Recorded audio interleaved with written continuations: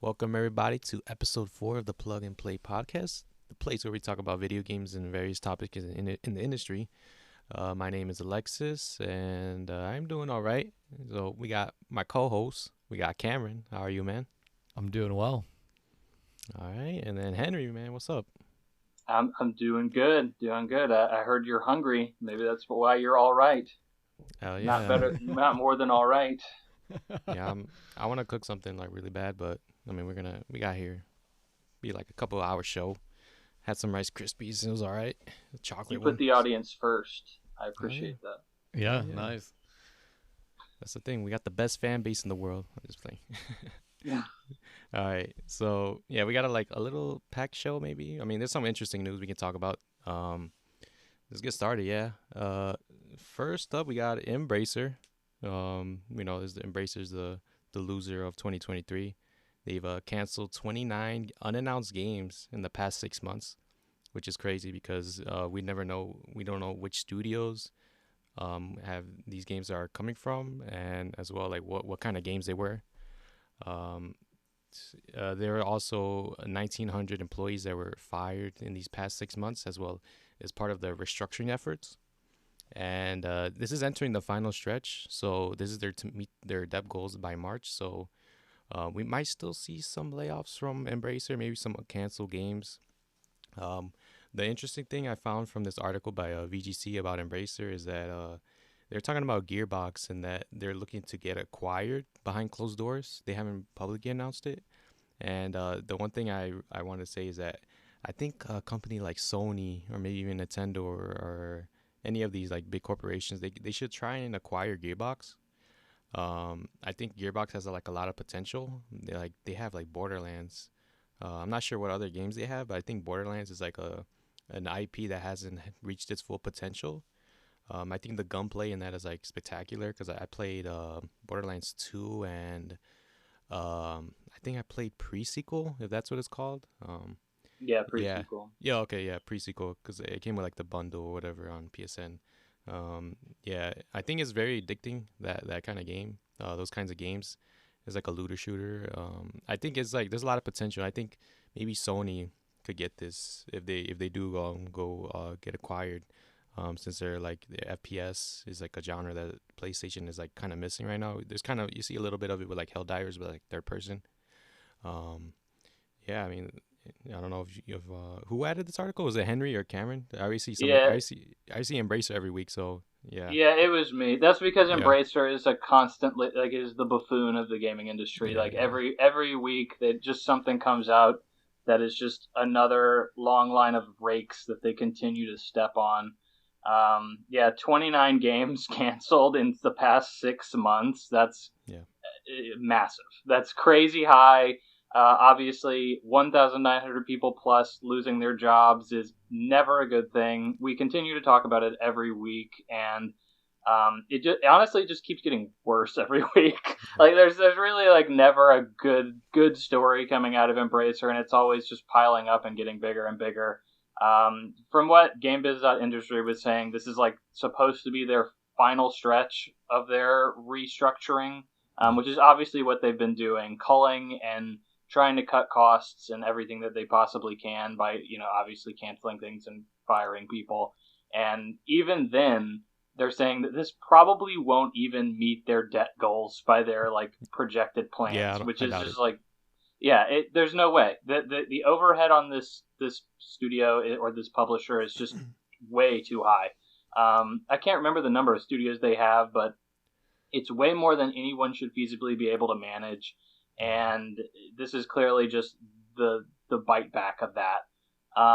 Yeah, I think Gearbox is probably like you were saying, Alex, is probably Yeah. their crown gem. It's Oh really yeah, like for sure. the biggest, most profitable studio they have because of the Borderlands IP, and yeah, I think they've been looking to sell for a while because it's probably the best thing they can get money for really quick. Because I think that's what they're trying to do right now is Mm. find really quick and efficient ways to make the checkbook balanced. Yeah, they. So Mhm. yeah, go for it. Yeah, they said they fucked. I think they fucked around like by getting too many studios and like Yep, developers and stuff. So like it caused 100%. like this like, and because I think they were betting on the Saudi loan from Saudi Arabia. Mm-hmm. There's Mm-hmm. like a Mm-hmm. 3 billion or something. Yeah, I think they're betting on that. So like I guess that didn't come through. So like everything's gone to shit for Embracer. Yeah, the tricky thing with business like this is they have to make themselves appealing to, and in that case it wasn't a straight up buyout, but it was a significant amount of money from a loan that they were expecting to get from the Saudi investment company, which is run by their government over there. Um, when you want to get a lot of money, whether it's you getting bought out or whether it's you getting a loan, you have to make yourself look really appealing to the people giving you the money. And so I think this is just a classic case of overreach, right? Where they, and honestly, kind of obviously, like you're saying, it kind of bit them in the back because like they bought all these studios, they planned all these projects to say, oh, look at this, like give us more money so we can continue to grow. We'll make more money, you'll make more money in the long run. And then that falls through. They can't find somebody as a replacement. Well, guess what? You just bought a bunch of stuff you didn't have the money for, clearly, as we're seeing now. You hired a bunch of people you didn't have the money to pay, clearly. And so, yeah, it's one of those things. Like this happens in business like fairly often, I would say, but it's not, that's not to say like it's something that should be hand waved away. It's frankly just bad expectations and bad projections, but just providing a little bit of context in this situation. Yeah, I mean, it's clearly the case here because like you said, they apparently they're entering the final stretch. I mean, I'm a little skeptical even of that because if they're behind target, then in my opinion, they'll probably just ramp up whatever cuts they were expecting to do. And this is just another thing. You can't, say you're 400 employees extra from your projections.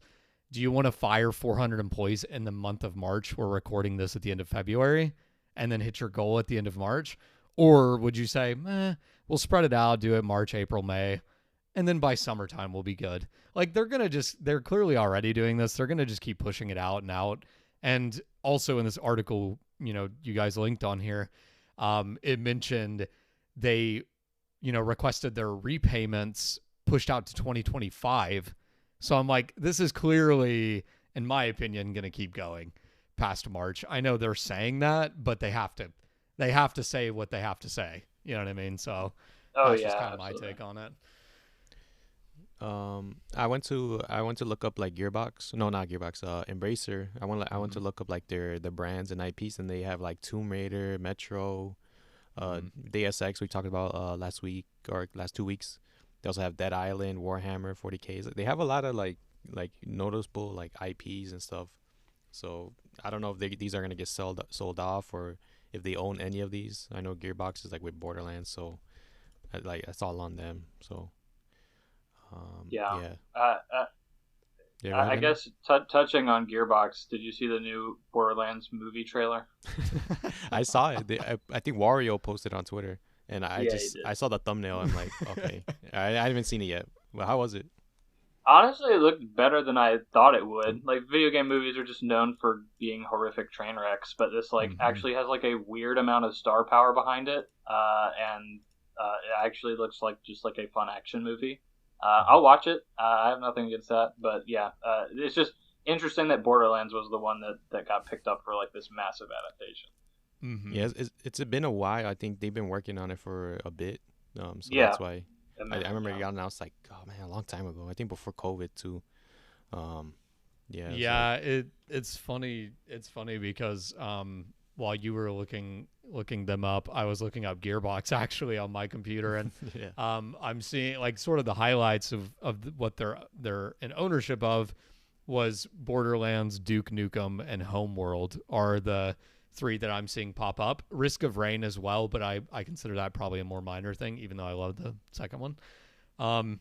And it's Gearbox is one of those studios that it's like honestly kind of shocked me that they were acquired for as much as they were when those are the properties that they have. Because like, how much I was know it? Borderlands sells decent, but like, man, that's a lot of money for basically Borderlands. Like that's kind of how I think of them. Yeah, it's basically Borderlands, but Borderlands, I think it's a massive franchise. It's one of the as gamers, we don't really see Borderlands as like this thing that transcended into the mainstream, but it did. Yep. Like a lot of people know Borderlands that aren't even gamers, and So the well. games sell incredibly well. Borderlands is 100% why they were picked up. There's no doubt. It's a massive franchise. Yeah, Yeah, it it's was wild. yeah, they were acquired for 1.3 billion in Mhm. 2023. Okay, it wasn't that far. I think it was. I want to say 2021. I thought. Oh, you're right. Yeah, Yes. I thought it was a gonna minute say, ago. Yeah. I think that's what I was seeing. Yeah. But yeah, Yeah. no, I mean, regardless, like, see, that's yeah. I mean, it's the we've talked about this on the podcast before, but it's the disconnect between what like the quote popular gamer is playing and like the more niche games. You know what I mean? Like people, and this is a perfect example, especially because Rebirth's coming out, which I'm sure we'll hit on at some point in this podcast, is like people thought of at least I know I did when I was younger, thought of Final Fantasy as like the biggest series in the world. And it's like, in the gaming space, it's not even close. Like, you know what I mean? Sports then, I think- games Yeah. kill it. Call of Duty kills it. Like, so many games just dwarf the sales of Final Fantasy. Like, it's big, don't get me wrong, but it's nowhere as close as I thought it was. And it's just kind of one of those sort of like moments where you kind of just realize like, damn, yeah, like Gearbox is worth 1.3 billion to them. You know what I mean? Whether or not that's an overpay, I don't know enough, or an underpay. But yeah, This it's is like average, it's yeah. interesting to hear that, I would say. When you brought up Final Fantasy, I think the 7th game on the PS1, I think it was a sales update. They announced it like a couple months ago. I think it was around 12 million or around 13 million around there. Wow. So I think back then it was like very popular, and then it just like waned off. So like it started going like a little bit down. Sure. Yeah, that's why like compared to like Call of Duty, I think it's different. Like Call of Duty sports game has like a different audience. I think Sure. like Final Fantasy is like is niche to them, but like I think it's like the most popular JRPG. For sure, yeah. I think it is the most popular Japanese RPG. So Fully agree. Yeah. yeah. Like I have a buddy and I have a good example of that. Well, obviously anecdotes are anecdotes, but like I have a buddy of mine that is, very typical like yearly Call of Duty buyer and plays some Fortnite on the side as well. And like he hasn't really touched like any other game in years probably. He used to play Final Fantasy, but he kind of fell off. And it's like, that those games like I don't play a single second of, right? And so it's funny just this dynamic of like, to me in my world, right, and maybe a little bit to y'all as well, like Final Fantasy is huge, right? And it takes up so much of my mind space and my gaming time in lately, which we'll get to as well.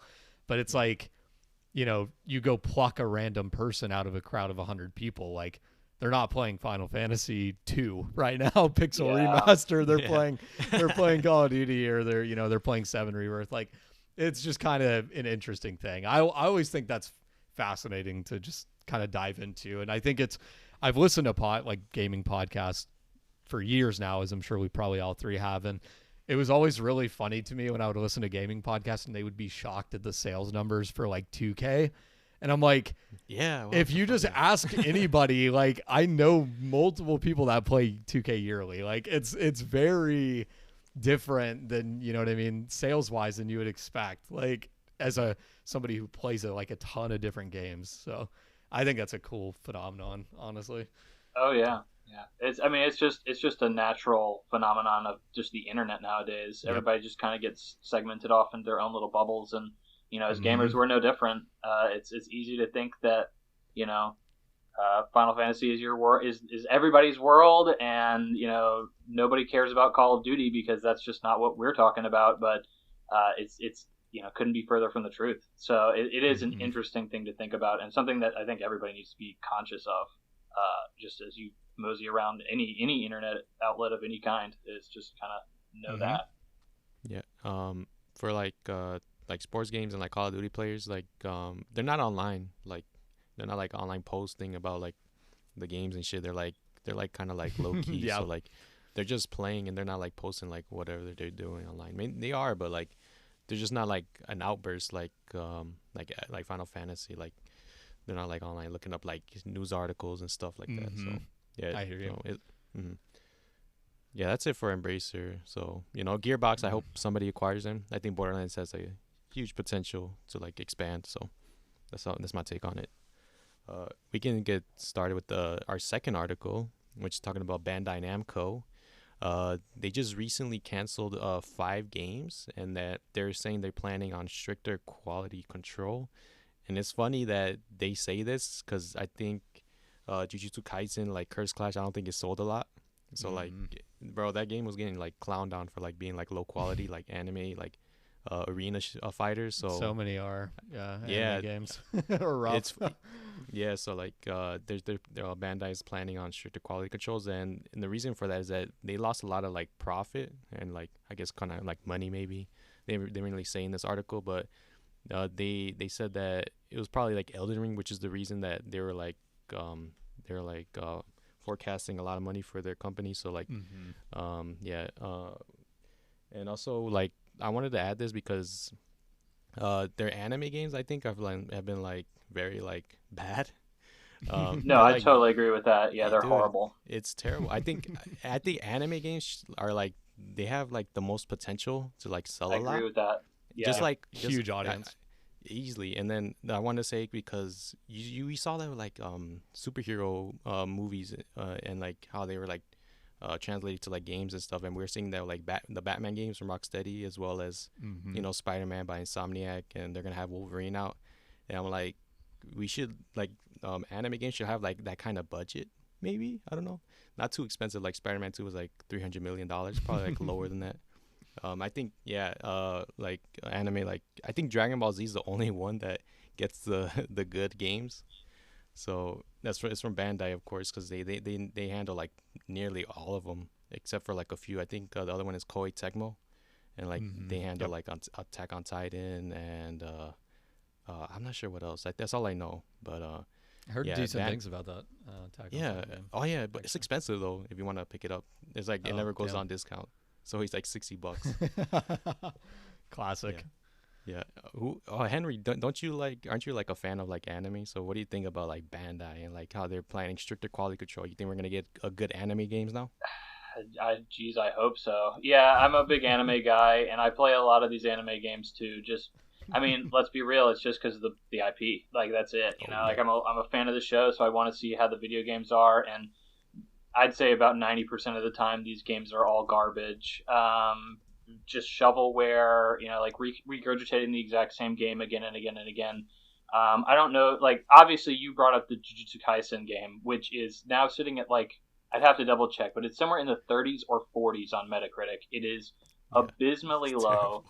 Yeah, absolutely. It's a laughing stock, and from what I understand, it's just a poor quality arena fighter. Your typical anime game. I don't know what the heck they did to get a 30 or 40. I haven't looked into it that much, but like it's not good. On top of that, you have like they actually go into their financials and they say like, well, the reason that this is that they lost so much profit last year, profit was because Elden Ring sold so well, and so they haven't had anything come close to kind of meeting its financial goals as Elden Ring, because obviously Elden Ring was one of the better selling games of last year. That even surprised me. It's a pretty niche game, so like it's selling that much, it was kind of crazy. But like they've produced the Dragon Ball Z games are a good thing there, obviously, but like I'd say even some of the Dragon Ball games aren't even very good that they've made. No.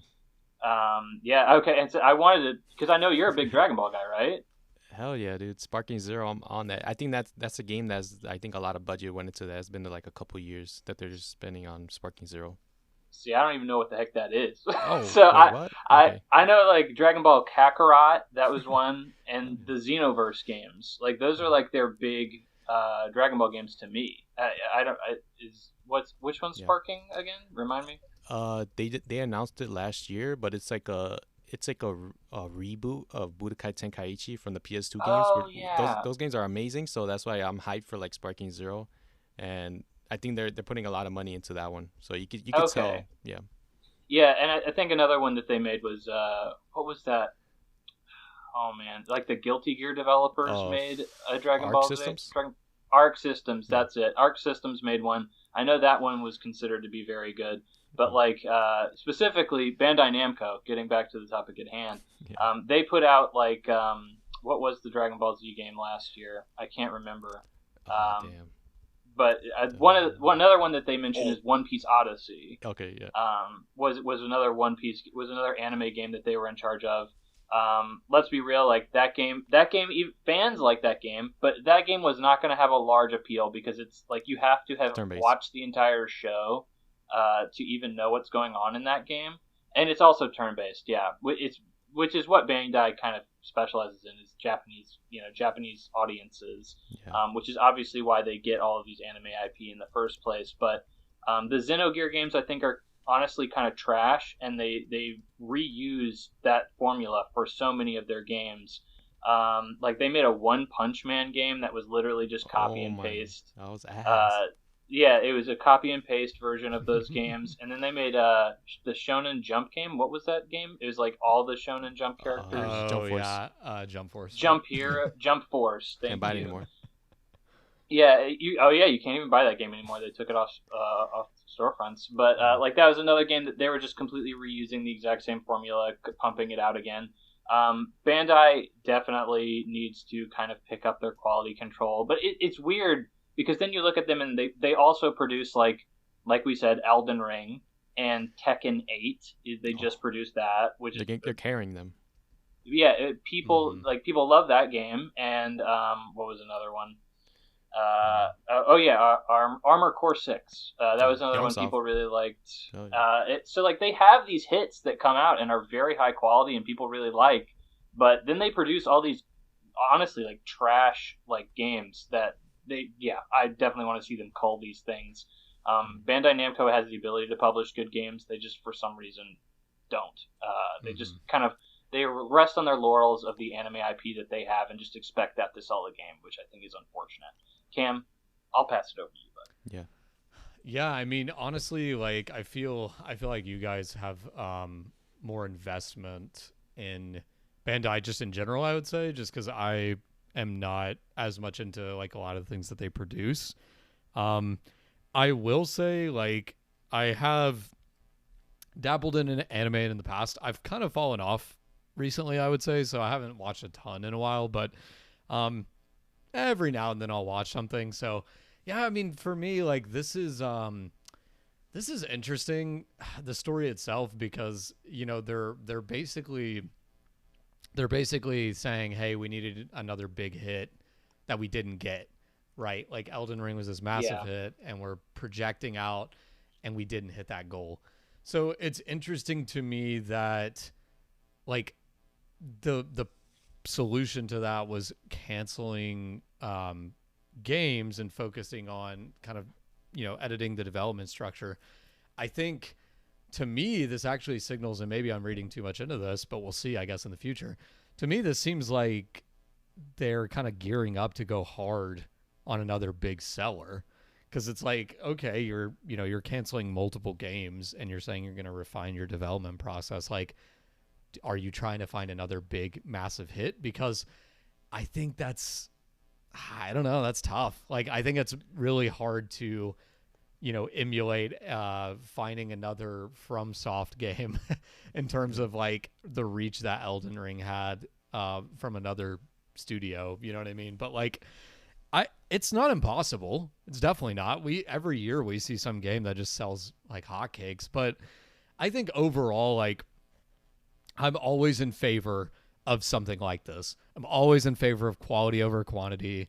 The famous Miyamoto quote that everybody loves bringing out on the internet, where it's like, delayed game is a delayed Forever game is bad. better than whatever the hell it goes. I don't remember the exact quote. But basically the sentiment of, delaying over rushing a game, basically. So I am always in favor of that. I think it's smart, because time and time again with there's nothing is ever a hard and fast rule in anything really, but in the gaming industry. But like 9 times out of 10, big sellers that blow up huge are typically like decent games. You know what I mean? They're usually good in some way. Like there are some exceptions, debatably, I guess you would have to say, but like most of the time, right? If you want something to sell like crazy, invest in the quality. Baldur's Gate 3 is a good example of this, and great example. It will sell. Not, obviously not a guarantee, but like there's a correlation is the point I'm getting at. And so I think this is smart. I mean, sure, cancel a few extra games, pull those teams over, work on this big mega hit. If that's what you're planning, that's cool. And maybe you come out with some, mind-blowing game. I think that's smart. Yeah. So I like it. I think it's a good move. Yeah, we'll see what they do in the future, but I think Sparking Zero will be that one game that's going to be selling a lot. It's very popular against like with everybody. So like be ready for that. I don't know if it's going to come out this year. I think next year, because I saw the trailers are kind of buggy when people were like analyzing it. It's like character models are kind of like messed up at times, but yeah. I think Sparking Zero, if you're a Dragon Ball Z fan, I'll keep your eye on it. It's like a reboot of Budokai Tenkaichi, and Henry, I think you should check it out because you're like a huge anime fan. So I'll recommend checking that. I think it's like the best Dragon Ball Z like fighting game that has been made, apart from like Fighters. I was about to say Fighters is pretty highly contested in that way. Yeah, it's not even from Bandai either, so that's funny. Is it? Wait, is it from Bandai? Like published? I don't know if they published it. I have no idea. Yeah, let's do a little. I like the live research sometimes on a podcast. I always appreciate that. Yeah. Let's find out. I'm having a little bit. Published by Bandai. Yep. Okay. Fighters. There you go. They must have Arc System exclusive Works rights developer. to Dragon Ball. See, this is where like I think they should like license those IPs that Bandai has for like the anime games and just give them to like quality studios. Mm-hmm. So that makes a lot of sense. Yeah. All right. I gotta say before one last thing on Bandai, and really it's more Dragon Ball video game related that I just have to call out because I honestly, no shade, I think it's so funny when I play a Dragon Ball game and there's like 20 different Gokus. I'm like, this is so amazing, dude. There's so many different forms. I think it's actually really cool. I respect the hell out of that. Get ready for Sparking Zero because there's like 160 characters. That's like the appeal of it. There's like in the new one they showed the Bandai revealed like the 23 characters, and it was just Goku and Vegeta in their forms. So it was like, damn. I absolutely love that. It's amazing. And they play differently, as for what I remember. Like each form is like different. Yeah. I've seen that. Yeah, that's been my experience with those type of games. Is like they play drastically different. And I've also played like Ninja Storm, like Naruto Ninja Storm, and like I love those the different forms of Naruto. Like they play differently, like quite a bit, honestly. So yeah, I think it's cool. Yeah, similar but different for sure. Mm-hmm. And one more thing, Henry, you said that there was a Dragon Ball game from last year, and then I think that game wasn't it Dragon Ball: The Breakers? Was it that? Which one? Oh, was it Breakers? Oh my gosh! That game was trash. Dude. I bought it. I bought it on release because I was, me and my friends were planning because we played the beta and it was kind of fun. So it was like $20. I was like, fuck it, and then we just stopped playing after a week. I'm like, damn. Dude, it was a PlayStation Plus game. I played it. It's like just resting, and that even had like an interesting idea too. Like, what if you were just a random dude and like Frieza was about to blow up your entire planet? Like, you have to evacuate. Like, that's kind of cool. And then it was like, nah, well, we didn't put any effort into this, so it kind of sucks. It's like, okay, well, I'm used to that with these anime adaptations, so I guess it's just another one to the pile. Yeah, I like the experimentation because it's like a Dead by Daylight clone, kind of. Yeah. So. It was interesting, but it's a cool idea. It was very low budget. That's why it's $20. Yeah. Yeah. All right, that's enough for Bandai. We just get started with from another article from the VGC about Sony. They expect PS5 sales to decline, and interestingly, no existing major franchise titles to release before April 2025. And I'm not sure if he was misquoted or like it was a bad translation, but for this is like no major franchise like Spider-Man or like God of War. So I think we might still see like smaller franchises. I think there was this rumor that Astrobot was going to come out later this year. I heard that. Yeah, I'm on that day one. I want to support it. So Oh yes, Hell yeah, because the so the fun. free, hell yeah, dude, the free one that came with the PS5 was like I platinumed that. So did Yeah, I. the Yeah, it VR was one is so great fun. too.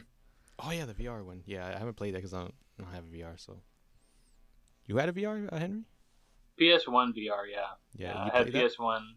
Oh yeah, it was great. It was easily the best PSVR game that came out for the system or for the peripheral. So yeah, I mean, like when or if that game comes out, definitely, and which is definitely what they're working on over there. Yeah, I think they even named the studio after that particular character, right? But yeah, it, I'll definitely be playing it too for sure. yeah. There's a like no major franchise before 2025 of April. I think third parties are going to carry like the PS5 from until that point, until we see like a new IP from like Sony Santa Monica or maybe from Sucker Punch. I think Sucker Punch is gonna release their game next year. So Probably. third parties. I think Final Fantasy, Stellar Blade, and Rise of the Ronin are gonna be like they're gonna be carrying. Um, and there's another thing where they plan on improving by moving more games to PC, and we're seeing that right now with Helldivers 2, where there is like the top five most played game on Steam like at any time for like these past 2 weeks, even though it's like been server issues. So I think Yeah. that's gonna convince Sony to like think about it, but ooh, it's gonna be tough because if you do like single player games to like PC day one, it's gonna sell a lot, but um, we don't know if like the console sales will like get like damaged like in that process. Um, yeah, we all have PS5s, right? Yeah, Hmm. I have a PS5. Yep. Yeah. What do you think about the state of this article as well? Like they're losing money, I guess. Now like they might go to PC. Does that affect your purchasing decision? New one? Yeah, no, it doesn't affect mine. I have mentioned on this podcast before, a huge champion of waiting for sales on stuff. Stuff goes on sale so much, and I know obviously in this article they're kind of alluding that high discounts has been sort of somewhat of a problem for them. Um, but games on pretty much every platform just go on sale so quick and so heavy in some cases nowadays that I'm just like, I'll wait. And I play so many different types of games that's like, if I'm not, if I'm playing, Disco Elysium right now, which came out long ago, but I waited for a sale on, I can wait for the next game to come out and then wait for a sale on that. So I think it doesn't really affect my decision. I have been a PC gamer in the past. I've and still do every now and then play a game on PC. Um, but having mostly been a console gamer most of my life, typically PlayStation, but I've also had pretty much every Nintendo console since it's come out since I was a kid. Never really been an Xbox guy, but be that as it may, it's like I just honestly prefer a console and a TV. Like I really do. I Yeah, me have too. played PC games a lot and um, you know, over time every now and then, and I have no problem with it. I think it's really cool how many settings you can customize. And I think if you need customization, PC is absolutely the way I would direct you toward. But there's something so easy about PS5 that I'm just like, this is what I'm going to game like 90% of my time on. So yeah, I mean, it's kind of a twofold response for me from this. It's like if they're going to cut down on discounts really heavily, my answer to that would be I'm still going to do my best to wait for sales, but I also play a shit ton of games every year, so like I'm going to buy my games. You know what I mean? If they don't Yeah. if they cut a sale from 40% every game that comes out to they start doing 30 or 25, probably still going to buy it, honestly, cuz I just it's a hobby that I love. But on the flip side of that, it's like, well, if they start doing that, I think I'm not the only one who would do this, but I'm maybe going to scrutinize my purchases more. I think that's just kind of the next logical way to deal with that, right? Of like, Yeah. hey, they're going to cut down on discounts. Well, I'm going to pick and choose a little more carefully. So, whereas right now it's like, I'm sure we've all kind of done this, but I've definitely seen like the $2 sales on PSN, and I'm just like, I don't know if I'm gonna love this, and it maybe not my up my alley, but it's $2. Like, I'll give it a shot. And some of those I've loved, and some of those I've absolutely hated. So Do you have an example? it's yeah, I actually do. I have a really good example. It's funny you ask. So The Last Campfire was this like little story game that a lot of people were like, oh yeah, it's it's like a neat little story, and it's so cheap. Like, it goes on sale for like $1.50. Like, it's absolutely dirt cheap. I tried it. I bounced off of it so hard. I played like 30, 40 minutes, and I think I was expecting more moody like atmosphere and less puzzles, but it's like very much a puzzle game. And I didn't really know that going in because, again, it was a cheap purchase and I didn't really do a ton of research like I normally would. So yeah, I kind of bounced off of it, but it's like, I can see the appeal, but I don't know, not for me. I'm the type of gamer that I would say I play and beat a puzzle game like every, few times a year. And then I'm like, okay, don't give me too many puzzles. Resident Evil, love those puzzles. Something that the game is entirely puzzle based, and not so much. But that's just me. Yeah, I'm right there with you. Yeah. No puzzles for me. My brain doesn't need that. So you hate Resident Evil, Henry? I don't hate Resident Evil, but sometimes those puzzles aren't too bad. But most of the time for puzzles, I'll look up a walkthrough. I have no shame. I'll Absolutely, do what I need to. Mm-hmm. You want to say anything about Sony, Henry? Yeah. There's a lot to unpack here. So with your initial question of like, will it change if I buy on PC or console? So I'm primarily a console gamer as well. I've started drifting a little bit more to PC now that I have a Steam Deck, just because of the sales. I don't actually play on PC, but I do play on the deck. But I think, this is definitely not going to change anything, because I think that Sony is there's a lot they're doing here. So obviously Helldivers 2 just came out on PC day and date with the console as well. I think Sony is really putting a lot into live service games in the future. That's clearly like that they've stated that's like where they're kind of moving a lot of their AAA releases to. Those games are going to come out on PC day and date, and Sony gains a lot by like more sales on a console. So if you sell it on a PC or through Steam, then you have to give a chunk, about 30% of your sale, to Valve, the owners of Steam. So something like a God of War, which is not going to be on PC day and date, they're going to put on console for a limited amount of time, probably a couple of years, 1 or 2 years, and they're going to reap 100% of the profits because all of the sales go through their console, so they don't have to share it with anybody. So I think the games that I primarily care about, which are those story-driven single-player games, are going to continue to be on PlayStation, for a significant period of time ahead of that. And, it's just, and in all honesty, I don't know if you guys have really been monitoring it, but Sony games do not drop very quickly anymore. They stay pretty high priced for a very long time. And I think that is Sony trying to extract more value out of their releases. So now I've kind of gotten to a point where I'm like, well, I might as well just buy this day one, because I know it's not going to be discounted in any significant way for a very long period of time.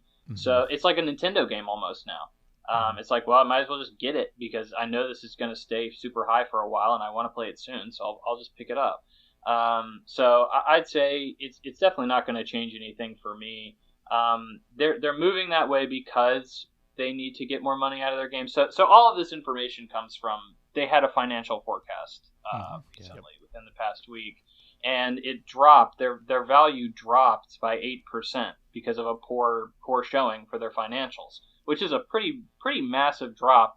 Apparently a 10 billion value loss, and so they were kind of asked, well, how are you going to make up these profits? And to be clear, the revenue on these games and sales are all very high.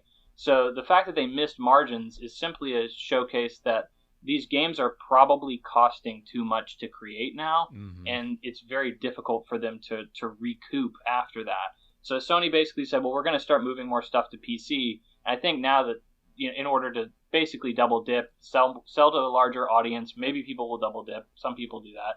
But I think selling to a larger audience is the bigger thing there. And then, like these live service games, they'll have increased revenue on the back end. And so moving these games to PC was kind of their answer to that. This is how we're going to make our money back in the future. And also, I think we touched on it earlier, but the discounts on the PlayStation 5, they're forecasting a decline in PS5s, which is another big deal. They also said that the PS5 is like kind of on the end of its life cycle at this point. It's on the downhill slope. Yeah, the latter half is the best way to say that. So they're looking for it basically to continue to decline into, whenever the PS6 comes out. So the reason that is because there were high discounts on it during the holiday season. Oh, yeah. So a lot of them got sold, and then now nobody's going to buy them, or there's not going to be as many people to buy them because all the people jumped in. So they're not going to plan to offer any sales in the future. So hopefully you got one on Black Friday. If not, you're looking at a full retail for the foreseeable future. But yeah, I think, in all honesty, this is a whole result of, I think everybody's probably being hit by this. I'm surprised Sony got hit this hard, but yeah, I think development cycles are super high cost right now, higher than they ever have been, probably higher than they ever needed to be. And kind of like what we were talking about with Bandai Namco, like they're looking for that big hit. Nobody's really trying to get those little tiny hits anymore. You're not producing these tiny little indie games. I mean, I think Japan Studio was kind of the studio that used to do that for Sony for a really long time, and they shut them down because the recoup on those games wasn't as high. You're not selling millions and millions and millions of units. So it's I think a large factor of just what's going on with the industry right now, and Sony got hit by it pretty hard in this instance. So that's my take. A lot there though. So either you two want to unpack that, that's totally fine by me too. Yeah, I'll go about the price of the games.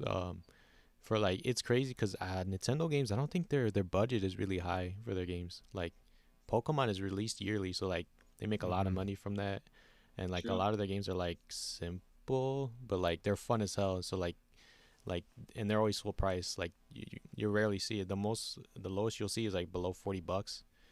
So for like Nintendo, and I guess this is what I've been championing for like Sony games, is like just keep them at a high price. I think people will still buy them, because I saw God of War like 2018 for like $10. I'm like, damn, like, and that game looks expensive as hell to make, and like you'll never see a Nintendo game like that, like ever. No. And the other thing I wanted to add, what was it? Oh, the PS5s and stuff, like the sales. I think when GTA 6 comes out next year, I think they'll sell a lot. And the PS5 Pro is coming out late, like sometime this year. So I think people are just waiting for that, maybe. And then we might see a price cut for the original PS5, because it's been the same price since like launch, which is like rare. Because I know the PS4 went on sale like a couple of years in. It was already like at 400. I think went down to like 300 or like somewhere around there. And the PS5 is still like 500. So I think they're making money on it now. Like they're not losing like money selling the PS5 anymore. I think it's like a small bit of profit, but it's not much. So I think people are just waiting for the PS5 Pro, so which is coming out later this year. So I think a lot of people are just like, yeah, I'll just wait for that. This has been rumored. Sure. Yeah, Cameron, you wanna any last words on this? No, not really. I think y'all covered it pretty nicely. I know we have a kind of a point on here that we didn't really talk about, where their stock value dropped 8%. I think that I wouldn't necessarily read too much into. That happens all the time. Like forecasts come out and stock will drop or raise, or they'll have a bad forecast and then the stock will go up. It's like the market is a fickle thing, so I wouldn't read too much into that. But yeah, no, I think that and Alexis, I'm sure you're about to address this, but the Bungie stuff is pretty interesting too, actually. Oh yeah, so for this one, it's talking about like the revenue for Destiny 2 is down 45% due to the poor player retention, and they have a DLC coming out later this year, so maybe with that they can like get more players playing. But I think Destiny has this problem where sort of like fighting games, but it's different than fighting games because fighting games have like a core audience, but like Destiny is like, it's hard to get like new people in, because it's like a lot going on. But like the new players are like they're just staying there. They're not like it's not growing or declining. So it's just like in a stalemate, and it is going slowly down. But you don't have like the more people playing it, and that's why like money is down. And you know, Bungie was acquired for like less than 10 million or 10 billion from Sony. So I guess like a big purchase. That's why you saw a lot of layoffs from Bungie, and it's like, and they also have Marathon coming, so I think they might be waiting for that to be like a huge hit. Yeah. If you guys like added this Destiny 2, have any of you played Destiny 2? I didn't really play it because it looked confusing. I know it was popular, like Destiny 1 was so popular. I played Destiny 2 a long time ago, the base game. Not any of the expansions. I mean, Destiny 2 is it always has been an MMO. It's an MMO. I remember way back in the day they were scared of that terminology when marketing the game, so they never called it an MMO. But like then the game came out and everybody was like, oh yeah, this is pretty much an MMO. It follows a lot of the same design philosophy as MMOs, and it had a huge player base back in the day. But it's one of those games that almost kind of similar to something like I say League of Legends. Not to this extent, because I don't think League of Legends has ever been 45% of player base down. That's pretty bad. But like people loved it. Like even people who love this game talk about it like it's horrible sometimes. Yes, they hate it. Like it goes in and out of like being the greatest game ever and the worst game ever to like that entire fan base, which I don't know, man. That just sounds like a horrible love-hate relationship. That's a very toxic relationship to me. I wouldn't want to be a part of it. When I played it initially, it was fun. I never did any of the raids, which I played the single player, the story, which I've heard a lot of people say is really good. And it was a fun shooter. I'm not a huge first-person shooter guy, nor am I a huge online guy. So, like, really the long tail for Destiny was these raids and the multiplayer. If you like Halo, you're probably going to like a lot of what you see in Destiny. Obviously, it's made by the same people. But this is part of, I think, this is also part of their financials. To kind of touch on that, essentially the president of PlayStation came out and said that they're going to pretty much have a more hands-on approach with Bungie moving forward. And that there's, quote, room for improvement from a business perspective, which for a Japanese businessman to say that's some serious shade right there. Some serious shit. But oh yeah, yeah, it's gnarly. That's some gnarly business person talk. But the whole thing with Bungie is they were bought, like you said, for like 1.3 billion, a massive investment, and Sony bought them primarily for their live service knowledge. Like they wanted, because Destiny is known as being kind of one of the blueprints, one of the godfathers, really, of like live service games. When you think live service, you think Destiny a lot of the times. And so they bought them, trying to bring them in. They even came and they made them cancel the Last of Us online service game because Bungie was like, this is not good enough. You know, we need to, we're just scrap it. It's never going to be good enough. So they've relied heavily on Bungie here. And, you know, now that they've gotten to this point, you know, they bought them to be independent, so that they could do whatever they wanted. They just basically just helped out Sony on the side. And now part of that deal to stay independent was they had to continue to meet specific financial goals. And they're obviously not doing that now, the fact that 45% of their player base is gone, or has diminished, however you want to say that. So more or less what's about to happen, or if nothing changes, what's about to happen, is Sony's about to come in and dissolve their board and completely reinstate people who they want on it. And like Bungie is no longer going to be Bungie. But that's because it seems like Bungie is not doing so hot, and they haven't been doing so hot for a while. So it really seems like Sony kind of I've heard people compare this to like, you know, purchasing a lemon. Like they probably overpaid for this. They're not getting the value and the expertise that they wanted out of it. And, you know, like it's just not a good look for Bungie at all, which is known as being, like I said, the godfather of live service, doing live service at least semi-right, and also the father of Halo. You know, one of the more respected studios probably ever in video game history. This just looks really bad, and it almost, honestly, I think one of my biggest takeaways here is I don't think anybody knows how to do a live service game. Like if these are the guys that everybody was saying This is who you need to look to. These are the experts, and their live service game is not doing so hot. This is a huge red flag in so many different ways for the industry and for Sony, who's now really trying to rely on a live service model. But yeah, that's what I have to say. Cam, over to you, sir.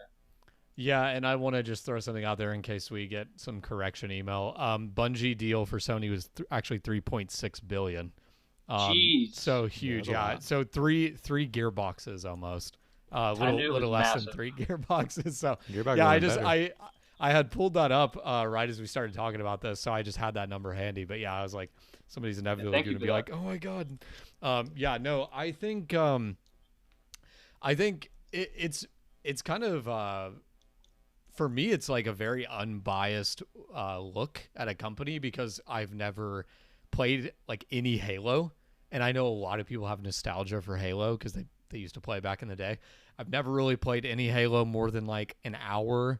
I've never played Destiny, so like I can look at them. I feel like I look at them as like I don't have that emotional attachment, I would say, to Bungie, but to me, like I think it's definitely unfortunate that Destiny 2 is kind of from what this is making it kind of sound is on the downswing in its life cycle. But like I kind of agree with your takeaway. It's like, who can do live service right? You know what I mean? Like there are some examples in other companies, like say Fortnite is a good example, but it's like at the end of the day, this is not it's funny to me. I don't know if you guys feel the same way. This is not a easy genre to make, No. and yet companies are treating it like it is. It's like everybody wants this huge live service game. Like I think they need to take a step back and realize it's really hard to make a game that people want to come back to for a long ass time. Like it's really hard to do. I mean, I speak for all three of us. We play a lot of video games, and like it's hard even for me to find a game that like I want to come back to a lot. And even as somebody who isn't really a multiplayer gamer like myself, like even back in the day when I did play a lot more multiplayer games, there was very few that stuck around. And so it's kind of, to me, I'm hoping like going forward in the next few years, because I think this industry kind of goes in cycles, and it is a very young industry when you look at, compared to other industries. And like, I think we went through a cycle of, these, like all these huge live service games. Everybody's trying to make their own Fortnite. You know what I mean? Everybody's trying to commodify like coming back to a game. And I hope, and this is just a pipe dream of mine, but I'm hoping from some of the huge reception to some recent bigger games, and in some cases surprises, in some cases not. And what I'm referring to is, our Baldur's Gate 3s, our Final Fantasy 7 remakes. Like, I'm hoping, and my biased opinion here, as somebody who loves RPGs in general, that we're starting to see more of a shift away from these, or maybe not away from is the wrong way to put it, but maybe let's invest a little bit more time into a quality one and done experience, right? Like Persona 3 is actually another great example of this. How good the sales have been on that game. It's like, and I understand those are two completely different niches. I totally get that for anybody who's, was going to say that to me. Like, I understand, the guy who's playing Destiny 2 may not be playing Persona, but my point is that people are clearly hungry for like a quality experience that they can go one and done. You know what I mean? Ragnarok, Baldur's Gate 3, the ones I already mentioned. What we're not seeing succeed quite as often or quite as well is a lot of these live service games. Like, I know Helldivers 2 just came out, and I have no idea what the numbers are on that game yet. I doubt they even have published very many numbers, but it's like, I'm very curious to see how, what kind of staying power that game has, because it's something that, and I will say, like I've said it, 2-3 times now, like it's a very biased point of view that I have on these games getting a lot of the investment from companies and a lot of their time, a lot of their devs is like not really games that I necessarily care about. These kind of continuous multiplayer games, but I'm seeing somebody from, as somebody from afar, I'm seeing like these games come out left and right over the past 5-6 years, and I'm seeing very few of them where I read an article and it's like, oh yeah, we're really pleased with how well, this game is doing. Like, it's most of the time it's the opposite.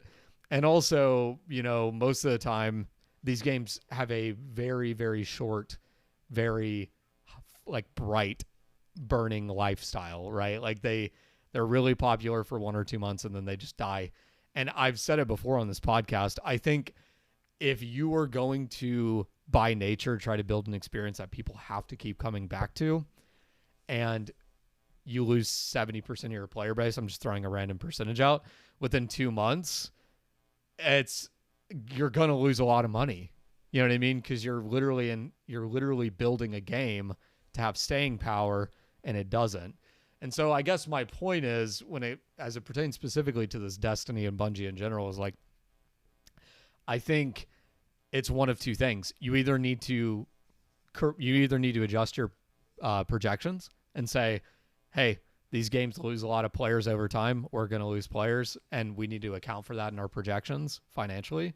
Or, I mean, and it's way easier said than done, but it's just simply, you got to make a game that is not going to lose 45% of its player base. I mean, that's very hard to do, clearly, and that's my point. But like, if you're going to keep these lofty projections, and I'm sure we all three, the first thing that jumps to mind is Square Enix, specifically with the Tomb Raider games. A lot of articles came out where they were like, the president of Square Enix is like dogging on the Tomb Raider sales, and it's like, maybe you shouldn't go public with that. And that was a few years ago, but it's like, it's one of two things, right? You either have to make a game that people are going to continue to play, and then you can hit your lofty goals, or maybe you don't have like these crazy lofty goals. Like, I don't know.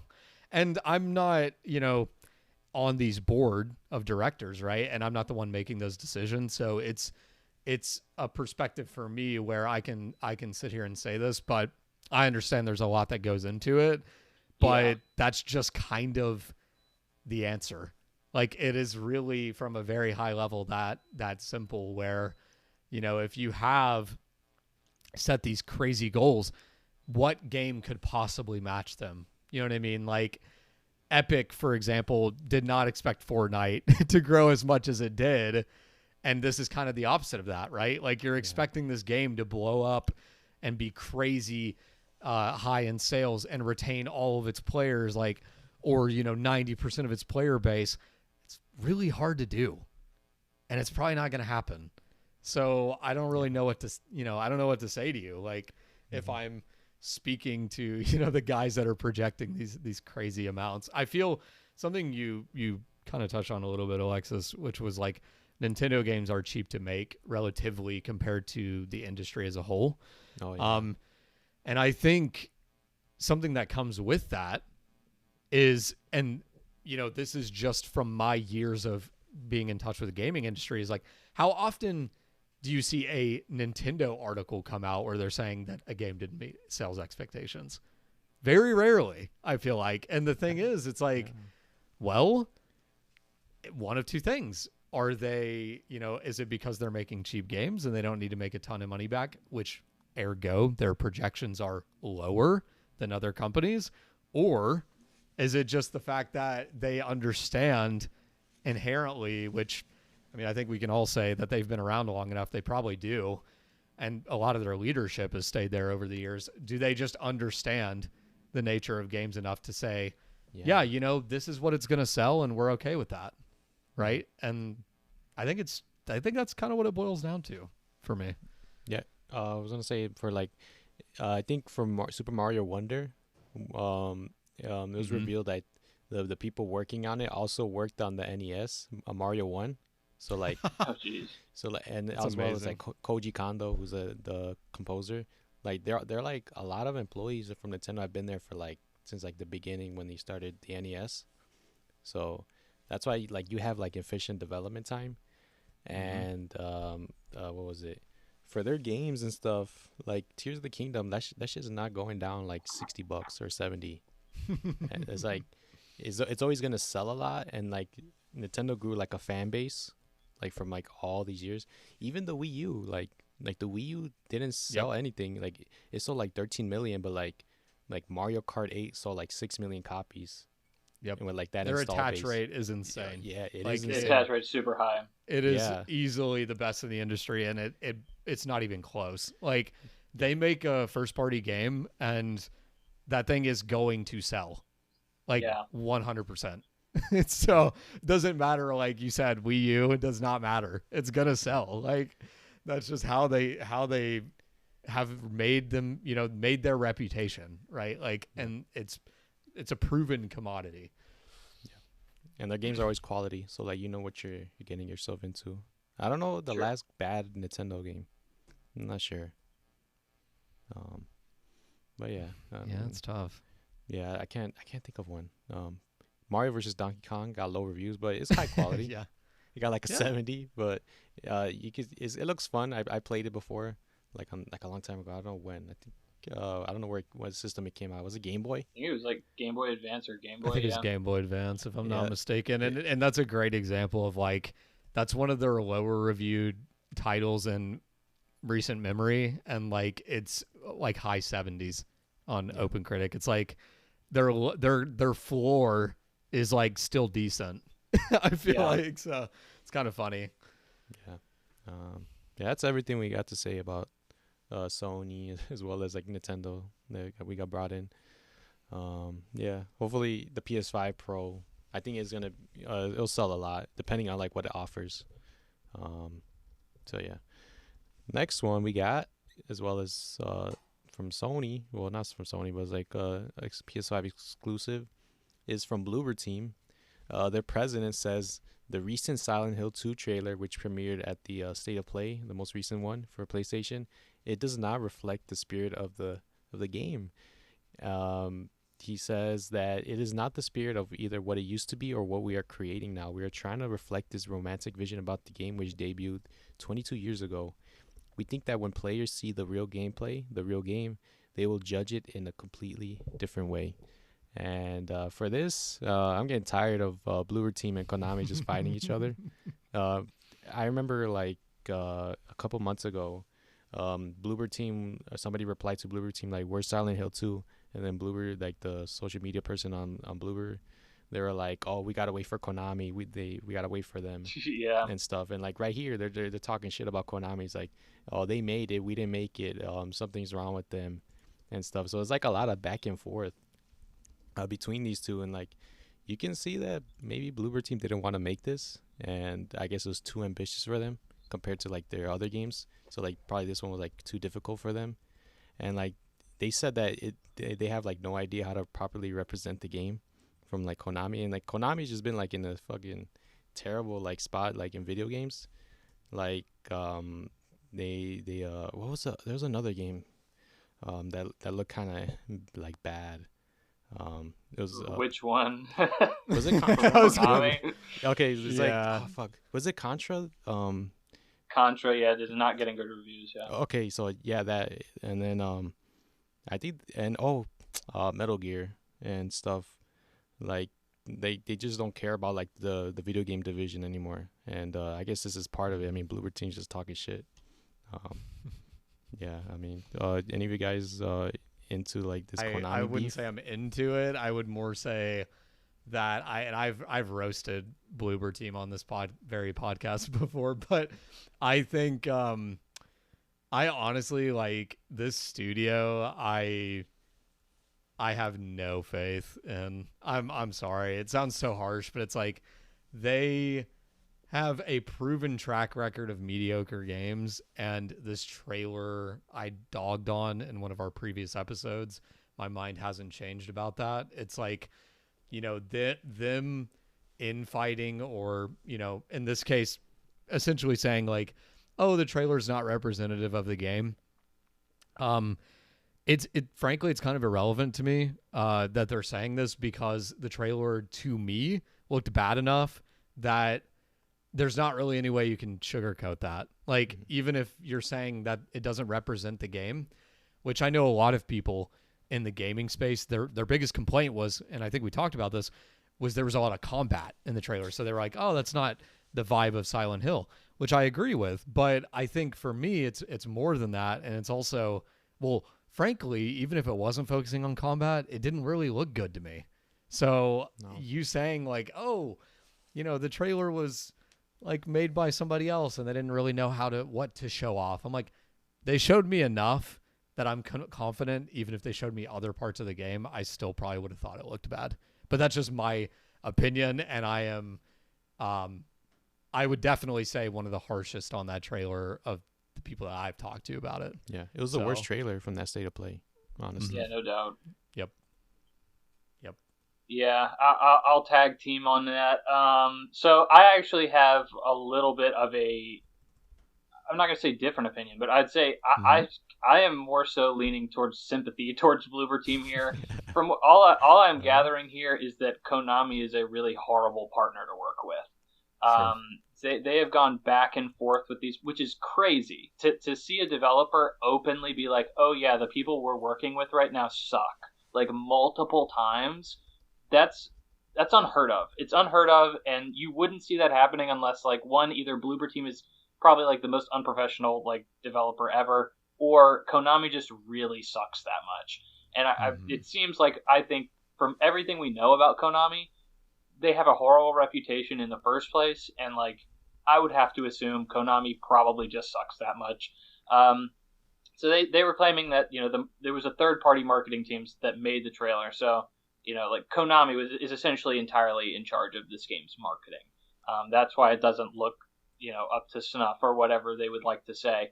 I think that's probably accurate. Like, I think that they was given us some marketing team and they said, well, what do people like to see? They like to see people get beat up and shot and all that other stuff. So that's what we're going to show in the trailer. And yeah, that's not really what Silent Hill 2 is. So yeah, it's a poor way to represent the game. But agree with Cam, this game still looks pretty bad. Like, even with the gameplay that was shown, like, even let's just say that's not representative of the final product or the theme, whatever the presence of the game, however you want to say it. Yeah, the combat still looked really bad. The gameplay itself looked really bad. This game is still probably not going to be that great, and Bloober Team is still an incredibly mediocre development team, and that it just goes further to prove that. So it's really just this funny outcome of a horrible publisher or a horrible, the IP owner is horrible. The developer is not very talented. They came together to make this very widely beloved game, of a classic franchise, and it like nothing seems to be going right now. So yeah, I think ultimately this is just funny.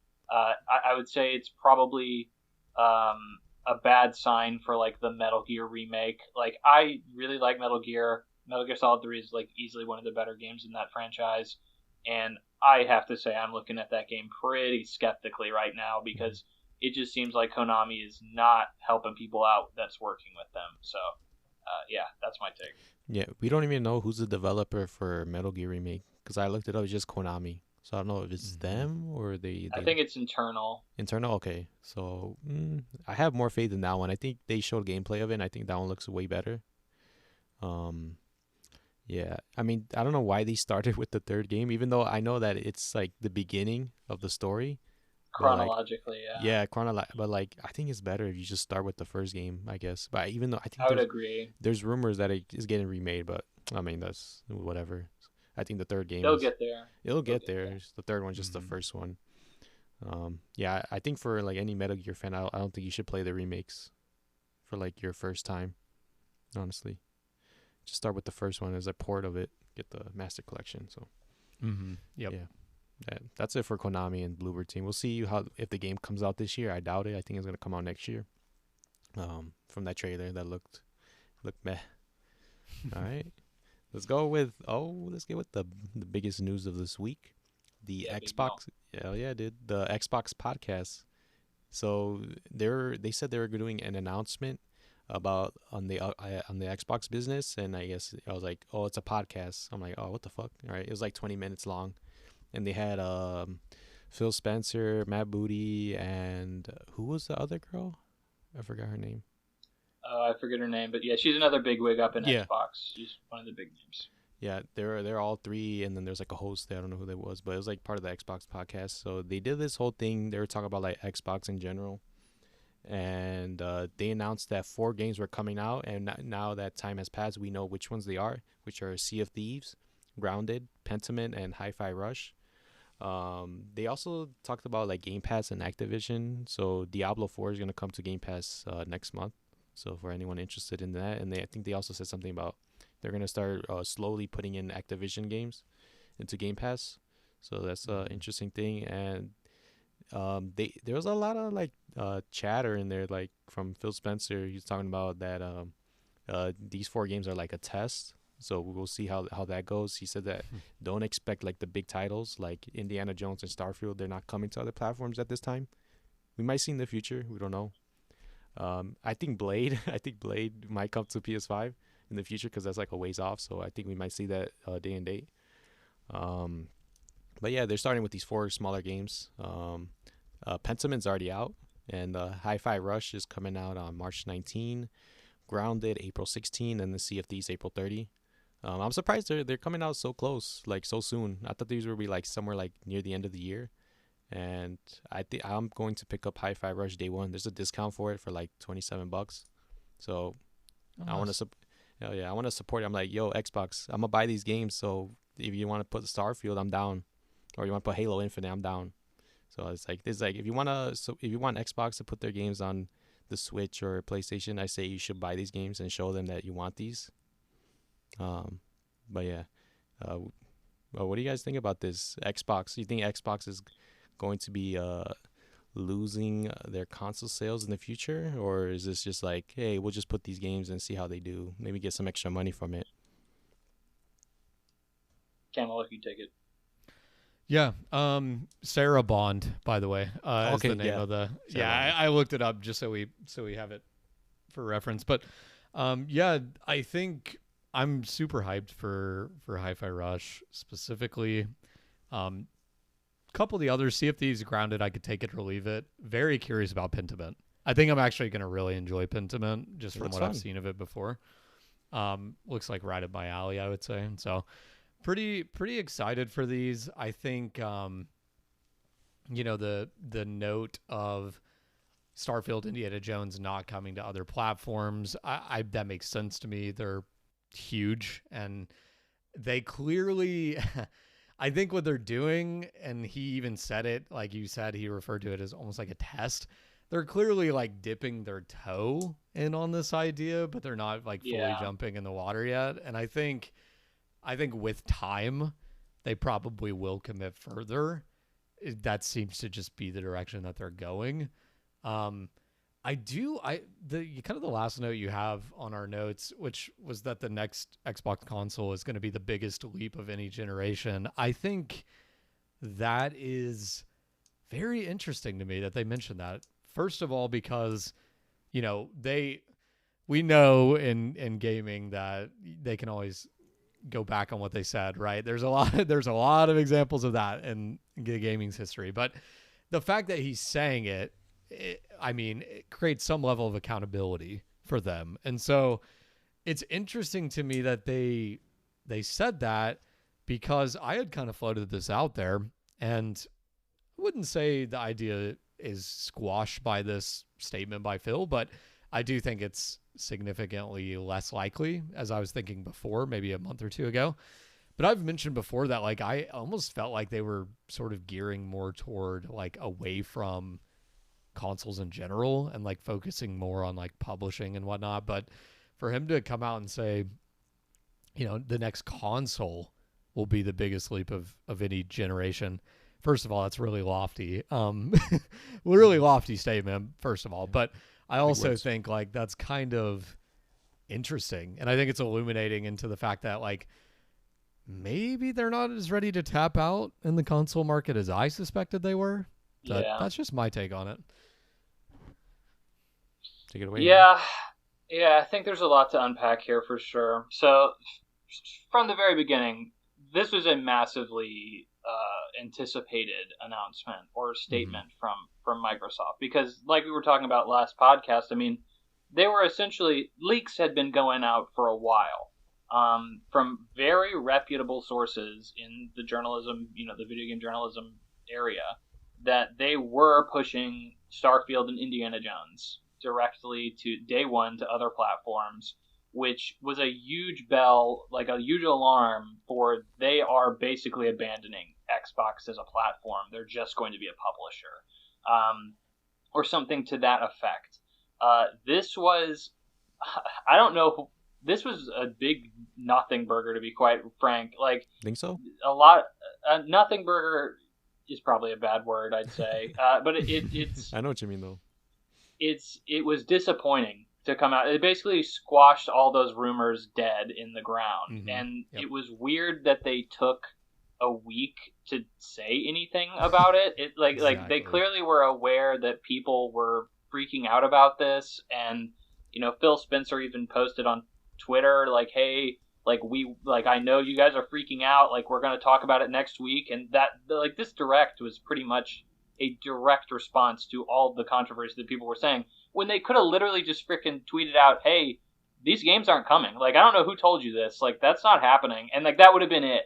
Like, nothing changed beyond that. Like, we already kind of had a lot of confirmation that Hi-Fi Rush and Sea of Thieves were coming.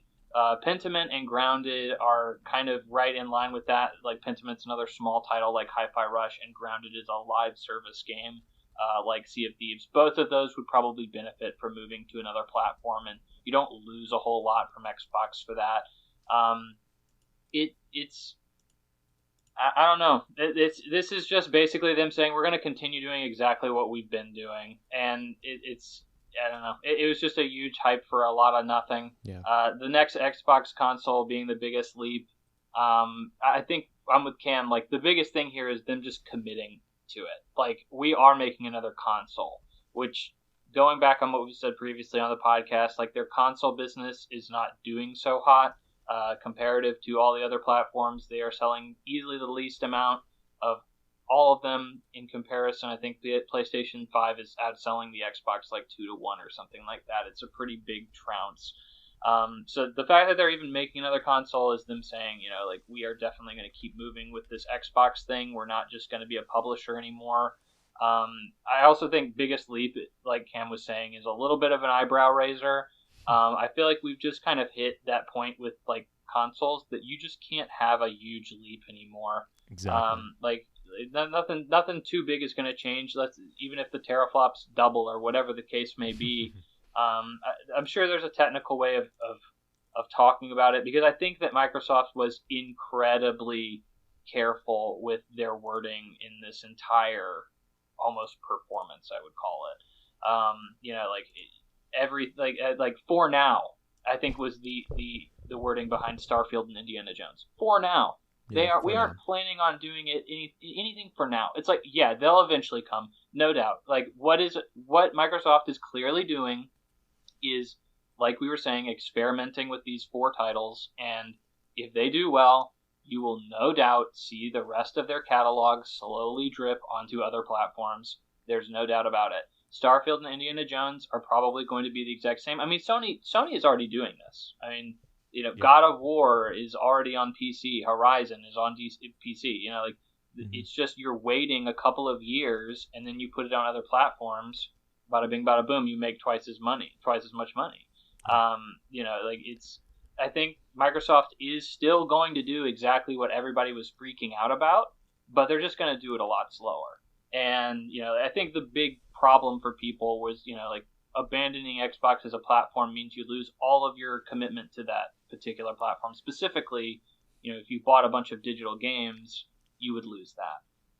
Which I totally get. That would scare me too. If Hell yeah. Sony all of a sudden was like, every single one of your digital purchases is pretty much evaporated, like, we're not doing anything, like that's it, I would probably be pretty upset as well. So I totally get why there was a lot of people upset on the Xbox side, but I still think we're moving in that direction at some point in the future. Microsoft is just going to be a publisher. I think Sony's probably just going to be a publisher, maybe not in 5, 10, 15 years, but at some point in our lifetimes, I think consoles, there's just going to be a box. And, whether it be a PC or a console itself, but made by whoever, but you're just going to have every single game on a singular platform, and everybody's going to be happier about it, especially gamers. It's better for us. Yeah. So I think that's my big takeaways from it. Mm-hmm. Yeah, I can see that too. I mean, you've seen the budgets of like these PlayStation games, and like if you put Spider-Man 2 on like Xbox, that would sell like a lot of money. Like it'll just sell just as much as it did on PS5. And in the future, hell yeah, I can see that. I don't know about Nintendo though. I think Nintendo's very stubborn. So the only thing they did was like put their games like on mobile, but it's like fucking spin-offs or whatever, like Mario Run or just some like random ass Animal Crossing game. So they're easily going to be the last holdout there. Yeah. Even if, because yeah, because like I could never see like Mario like on PC, or like Zelda on PC or whatever. Sony, yes, like easily, but I mean we're seeing that with Helldivers too. Yeah, we're already seeing it. They're looking at that. They're like, oh shit, we should start doing that more. Yeah, that's it for Xbox. Any final words, Cameron? You want to say anything else? No, I think we covered it. Yeah, okay. Yeah, Xbox games. I'm on that day one Hi-Fi Rush. That's the one that looks exciting to me. So keep an eye on what Xbox does in the future. We're closing out a bit, so this is the Nintendo Direct. There was a Nintendo Direct partner showcase. Excuse me. This was like early in the morning for some reason. I don't know if they do partner directs in the morning. I don't remember, but it was like 8:30 my time in the morning, which is kind of tough. They showed a lot of games, but I only listed the ones that looked interesting to me.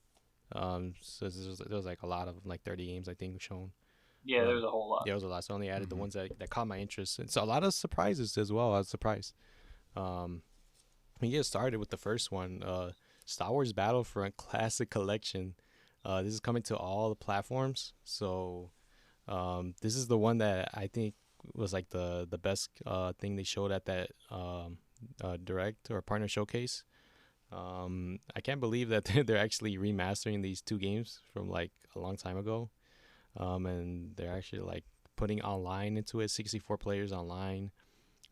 They're adding like new maps or like unreleased maps that weren't like there in the original game, as well as like new heroes. Yeah, I think this one, my friends are looking to buy this to get online, so it might be day one buy. It's also it's kind of expensive. It's like $31 for these. They're very old games. You can see that they're very dated. So I'm interested in like the online games, because when I played it on the PS2, I just did like split screen, or playing like solo. It was like a lot of fun. It's like real Star Wars Battlefront, not the one from like EA, even though that is okay. I think these ones are like the best Battlefronts, because they also have like Galactic Conquest. And that one's like you just travel to different planets and like you get upgrades and stuff, and like you get to like manage. It's like a strategic element to it. Have any of you guys ever played like Star Wars Battlefront on like the PS2? Or I think it was on the Xbox, the original Xbox. I don't know if you guys have played any of this or if you're interested in buying this. Kind of. I actually played the second one back in the day with some friends of mine. We played it pretty often actually, and had a lot of fun. Honestly, I probably won't grab this time around, just because I think it's as time's gone on, I've kind of moved a little more away from those type of games, but it is really fun. Like the second one is really fun. And I think this was, to me, it was a very funny surprise. Like I was not expecting this. Yeah, same. So I thought it was kind of cool, because I know it has a very dedicated fan base. Like I do know that. So yeah, I think it's awesome. More games and especially older games being remade. It's always a win, in my opinion. Yeah, there were a lot of fun little announcements in this. That's kind of the theme of this, I would say, is the partner showcase. There's a lot of really cool little announcements. Nothing that like blew anybody away, but a lot of like stuff that definitely somebody cares about out there a lot. Just you got to find that guy. With Star Wars Battlefront, I did not play it on PlayStation 2, I played it on PlayStation Portable, Oh yeah, PSP. I remember that. It was on there too. I actually had a lot of friends who played it on PSP. My PSP was broken from like out of the box. I didn't know any better, but it could not connect to any kind of Wi-Fi or anything like that. So I could never play with anybody. But I played the heck out of that game, and like it was funny too because I remember it's a really gimped version of the game. So like obviously it's on a handheld, so they have to take out a lot of stuff and kind of downgrade a lot of stuff in order to make it work. Versus on something that was on a console. So I remember I went over to like a friend's house and he was playing it on the PlayStation 2, and like he like got out of his ship and went into another ship and like started like blowing up like the insides of a ship or something like battles. that. And I was yeah, space battles. I was like, what the heck is this? Like I've never seen this before. Like this is a whole other world. But like that was just like a huge feature that was like left out of the PSP game. But I think that it's interesting that they brought this back. I feel like I'm surprised it took them this long, to be quite honest. You guys are surprised. I'm surprised it took them this long. Because when they remade it or rebooted the franchise, like if you can even call it that for a multiplayer thing, but when they made up the new Battlefront games for the modern consoles, like people hated those games. There was that was one of the first big games to really have a bunch of like really over the top microtransactions. Oh yeah, and the second one as well. People, I think, still to this day, the most downvoted post on Reddit is them defending, like the developers defending the game, which is it's super funny to just see how the internet dogpiles on people like that. I played the game, the modern ones as well, and they're fine. But like what people really hated were the microtransactions. But now we live in like a microtransaction world, so like it's just funny how we just slowly accept these things that we push back so hard on as a gaming community. Yeah. But yeah, I think it'll be fun to revisit those. I don't know if I'll jump on it immediately because I don't have a huge nostalgic connection to these games in the same way. Because like I said, I kind of got addicted to the portable version, which was kind of the bad one. But maybe I'll check it out when it goes on a deep sale or something like that. I'm happy to check these games out again. Yeah, I'll recommend it if it goes on sale. My friends are wanting to play it like day one. So that might get me to convince. I wish it was remastered, like they just made it look better, because it looks very rough even still today. About the modern Battlefront games, this was like during the time when like EA was like the worst company, so like true. Everybody hated EA, so that's why we'll just talk shit about Star Wars Battlefront, even though they're like, I feel like they're good, but like they're missing a lot of Star Wars content from like Star Wars fans that told me. Like they're missing like a lot of heroes and maps and stuff that they didn't get to. So yeah, the Battlefront, I think these have like a lot of maps, so I think it'll satisfy themselves. Yeah. Next one was Pentiment and Grounded. So this is like the first times they were showing the Xbox games at this partner showcase. We can just skip that. I just added that because it was interesting that we saw like Xbox games at this. Yeah, it is. Yeah. Next was Epic Mickey Rebrushed. This one was like another surprise because I remember this game on the Wii, and like it was like surprisingly good on the Wii. I'm surprised they're remaking it, remaster, I guess, but it's $60, so get ready to pull out that wallet and just pay full price for this. We'll see how good this does. Have you any guys played Epic Mickey? It was on the Wii, by the way, so if you weren't sure about it. Nope. Yeah, never played it. Yeah, I have. I played it briefly. I think they made a sequel to it as well, and I think both of them got ported to other consoles, so it didn't get locked on the Wii. Oh, okay. But yeah, it's another platformer to me. It's not that it really didn't really surprise or didn't wow me too much when I played it. I played it a few years ago. Just it was a part of a service, and I was like, oh yeah, I remember that game. Mm-hmm. It was advertised pretty heavily. Yeah, it was. And I remember it was like a big deal too, because it was like, oh, Mickey's gonna do some messed up stuff. Yes. Dark Mickey, and then like the game came out, it was like not that at all. It was just like kind of like a Disney, but like the colors were not as bright and vibrant, pretty much. So like I don't know, didn't really fulfill that promise of like Mickey killing somebody or something like that, like everybody thought was gonna happen. Yeah. But yeah, I'll probably pass on this. But yeah, it sounded like you enjoyed it back in the day, though. Yeah, because I played it for a bit because I had it on the Wii, and then I'm like like when I saw the commercials and stuff when that came out, I was like, "Yo, Mickey's going dark." It's like what you say. He's gonna go Yeah. kill some people. Like, yo, it's going crazy. It was like nothing like that. Just a platformer. So, $60. That's a tough sell for me. So, it's on all Agreed. consoles. So yeah, I'm not picking this up day one. We'll see down the line. Next one was this one got leaked earlier from Pioro on Twitter. Is Monkey Ball Banana Rumble. So it's a new Monkey Ball game.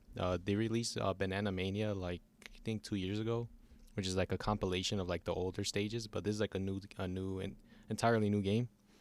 It's exclusive to the Switch, which sucks because it might run like shit. So this one, Yeah. I'm keeping my eye on this one. I fucking love Monkey Ball 2 on the GameCube, and the one thing that I've heard a lot of complaints of like the recent Monkey Ball games is like the physics, and like they messed up the physics, so they're not it's not as how do you say it, like realistic, I guess, or like it doesn't like feel good. So yeah, Yeah. I haven't like I'm keeping my eye on this one. Hopefully it gets support to the PS5 one day, so it can play good. Because I think I'd rather play this like with a controller than on the Switch controllers. So, any Monkey Ball fans in here?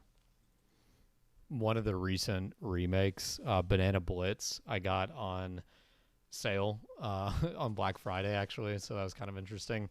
And it's fun. It's really hard, and I didn't Yeah, expect that. So it I'm is like, hard. holy Yeah. shit, dude! I like cannot beat this game, man. Like, it's really hard. I'm stuck on a level right now. I think when I last played it, but yeah, it's pretty fun. Like, I think it's a cool little like. I think I've said this before on here, but I definitely look at that as like a podcast game. So like I kind of just Hell yeah. throw a podcast on, play some Monkey Ball, like it's pretty chill. So yeah, I think it's cool. Yeah. Like I will say this, and we were talking about games and prices earlier. There are games that I will shell the money out for, if I have to, and pay a decent amount of money for. A Monkey Ball game is a hard sell for me. Like I think it's what it brings me. I think is difficult for me to pay a lot of money for. Oh, you should because I'll say because the Banana Mania, which is like the compilation, it's on sale for like $5. Yeah, it So is pretty yeah, low. it's very low. So like if you can wait, I'll highly recommend it. You can just get it for cheap. That's awesome. Hmm. Yeah, I have a little bit of experience with Monkey Ball as well. Almost, my opinions on it are very similar to Cam's. It's too hard. It scares me. I've played a few of them just like here and there. Played a couple of levels. Like when I was a kid, I played one that was on the GameCube, and then like there was one that was like I think free or something on a service a while back, and I tried that out just to make sure I wasn't stupid and a kid or something when I played it, and so I was just bad, and I just realized no, I'm just bad at it at all the time. But that series is one that you definitely, it seems like you have to practice a good bit to be good at it. Hmm. You have to get a control of the physics and how everything works. It's obviously a little bit different. It's a very arcadey game, very outside of the norm for what you normally see. I definitely see the appeal to it, but like Cam, it's hard for me to say I'm going to shell out $60 for this. Maybe $5 if I'm really feeling in a monkey ball mood, but I will probably pass on this most likely. Yeah, just wait for a sale, like almost like all Sega games. So yeah, it's funny because you say it's hard. Like the GameCube games were like fucking brutal, like near the end of the game, and like it would take you like a long time just to finish like one stage, and like you had lives as well. So if you got a game over, you have to like do the whole world again. Insane. So it's like You worlds. guys ever Yeah, what was that? you guys ever seen like speed runs of that game before? I've heard of people Yes, saying. I actually watched one recently. They had one at GDQ. Yeah, GDQ is awesome. I love GDQ, but that stuff's insane. Like that blows my Mhm. mind. I'm like, no, like there's a whole nother level of monkey ball out there, a whole Yeah. nother world of monkey ball. It's built for that speed running. Yeah, definitely. Yeah. So exclusive to the Switch if you're interested. I think it's $50, so it's not full price, but it's still a lot of money. So Yeah, just wait for a sale. The next one we have, I listed this one, is SMT5 Vengeance. So Shin Megami Tensei 5. This was like a Switch exclusive for like a couple of years, and now it's going to be like ported to all platforms. And this is a port. It's also coming to the Switch. It's sort of like the Persona 5 Royal edition for this, but it's Vengeance, and in this one there's like two different paths that you can go to, and also they have improvements to like graphics, the battle system as well. So I think I'm not. I think Persona is the only one that I'm interested in for like from like Atlas for like SMT. Same. Yeah, Hmm. and like I think Yeah, Persona's is like the more fun one, and this was like more serious. Um, yeah. this one it ran pretty bad on the Switch. I think I heard from people it's like it'll go below like 20 FPS. So hopefully on the PS5 or like on the Xbox or PC you can get like 60 FPS. I'll keep my eye on this one. If it goes on sale, I'll definitely pick it up because it's like an RPG that is turn based, and I love those kinds of games. So, are you interested, Henry? Who's the one that played Persona? Are you interested in SMT? Yeah, I played Persona. Yeah, Persona 4 is like my favorite JRPG ever. I am not interested in Shin Megami yeah, Tensei. Same. It's just like you were saying. It's like a totally different vibe. It's way more serious, way more anime. Well, depending on the kind of anime you're talking about. Persona is still very anime. But Hmm. yeah, like Persona in general is I think people consider that to be kind of the better of the franchise. Which, if people don't know, Shin Megami Tensei is actually like how Persona started. yeah. It's Persona original. is a spin-off series of Shin Megami Tensei. So like Persona 1, 2, 3, 4, and 5 are all kind of a tangent of that original series to them going back. But like Persona has not always sold. I think starting at 3, it really overtook Shin Megami Tensei, and that's why they didn't remake 1 or 2 Persona 1 or 2. They just started at 3 because like nobody really cares about Persona 1 and 2 because they're very similar to Shin Megami Tensei. They're both very serious games, and they don't really have a lot of the elements that you would associate with a Persona game of being like in a high school and building a party and having fun sometimes on your days off of school and all that. That's not what Shin Megami Tensei is about. So it definitely pulls me away from it, and yeah, I'm not interested in it.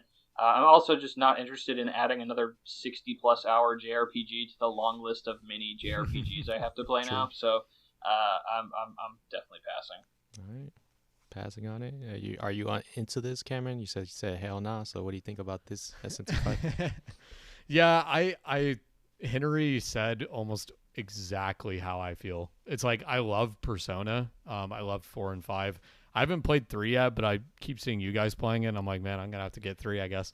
Um, haven't ever beaten 3, but like love both 4 and 5, and have never uh have tried one of the Shin Megami Tenseis. Wasn't super into it.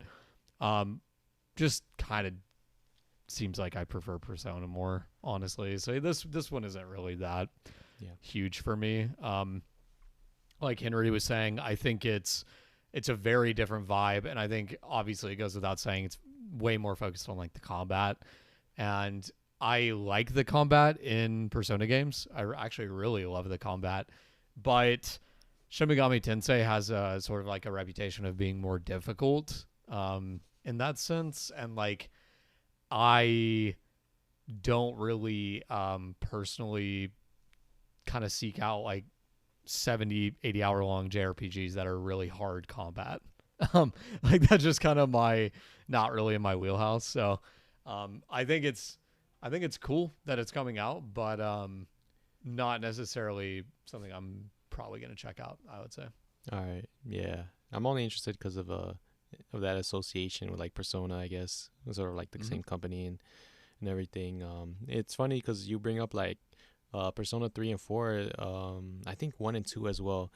In the title, when you look at the titles of the older games, there's like it says Persona, but like right above it says Shin Megami Tensei.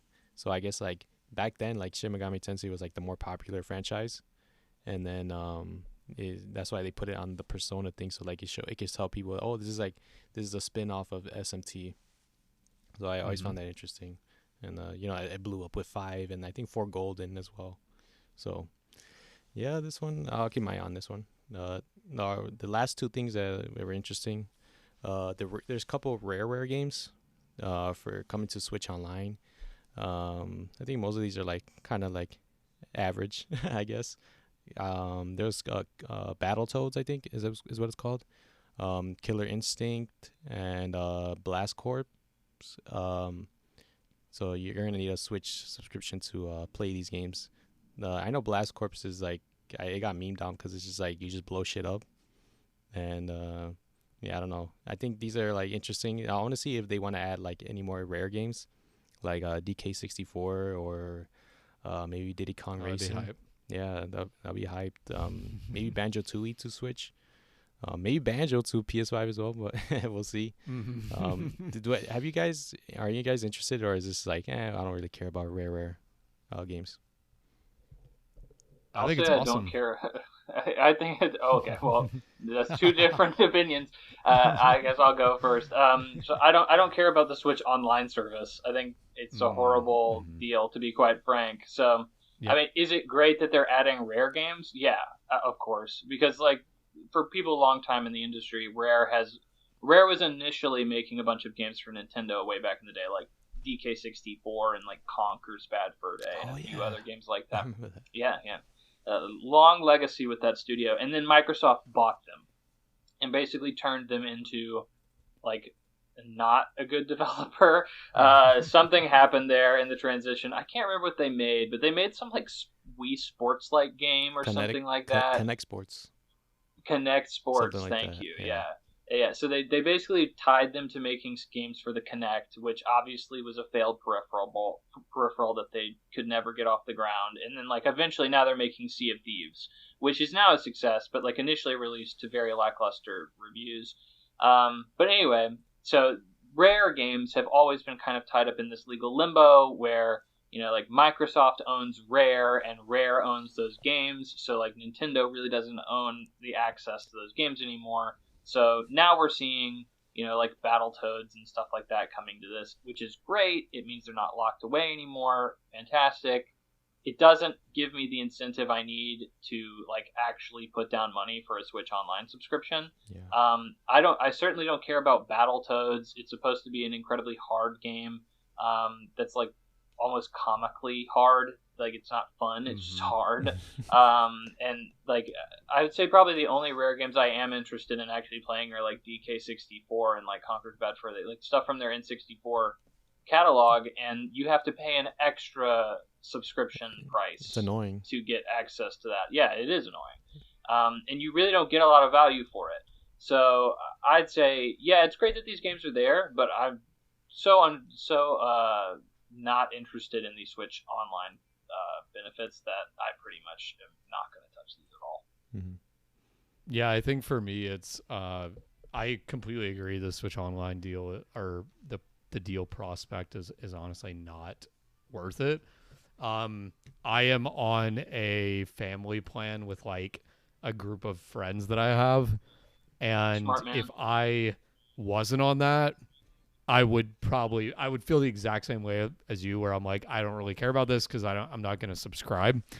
But being on that family plan is financially the only way in my opinion, that the plan makes sense.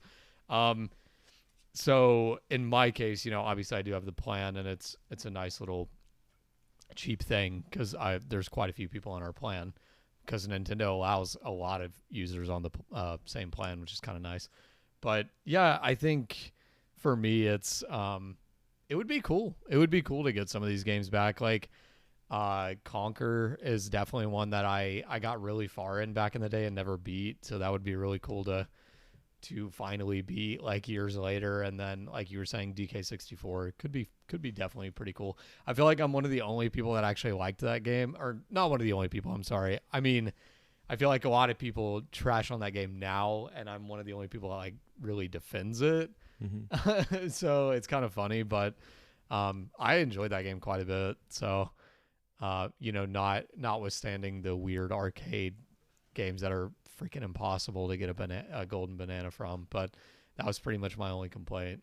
I loved the game, and I loved how each of the different characters played. So yeah, I would be really interested in seeing more of these rare games coming on here.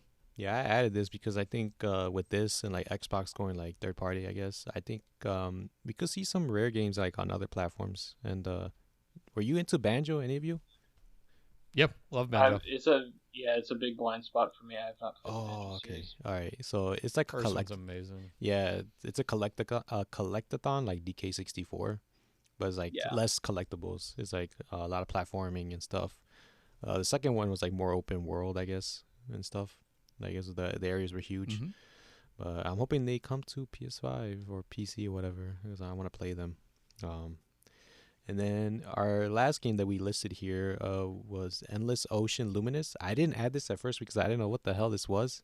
Who was the one that added it? Was which of you guys? That was me. Okay. I added it. Go I ahead. added it because it was like the Nintendo's like one last thing, Well, like just to surprise Mhm. you at the very end of the direct, Yeah. which is very funny because I don't think anybody cared about it. No. So that's why I thought it. But that's why I thought it was funny to add. But just to throw it out there, give some context to what it even is, because I think Alexis, you said you don't even know. Nope. Endless Ocean this is a sequel. I believe it's the third in a franchise that was originated on the Wii. It's a Nintendo game, and it is literally you just like swim around in the ocean and you just look at fish, and that's it. So I found it very funny that they were like, "This is our big deal, this is our big game we want to show off to you guys." When it's just like the most boring game ever, but there's an audience for it out there, I'm sure, and it's supposed to be a pretty good, like, fun look at fish game if you like that kind of thing. So I just thought that was worth noting. Yeah, I mean, you have any thoughts on this, Cameron? Did you even know this game existed before the direct? Definitely not. I did not, and also like, I don't have, I would say, any strong feelings toward this in particular, just because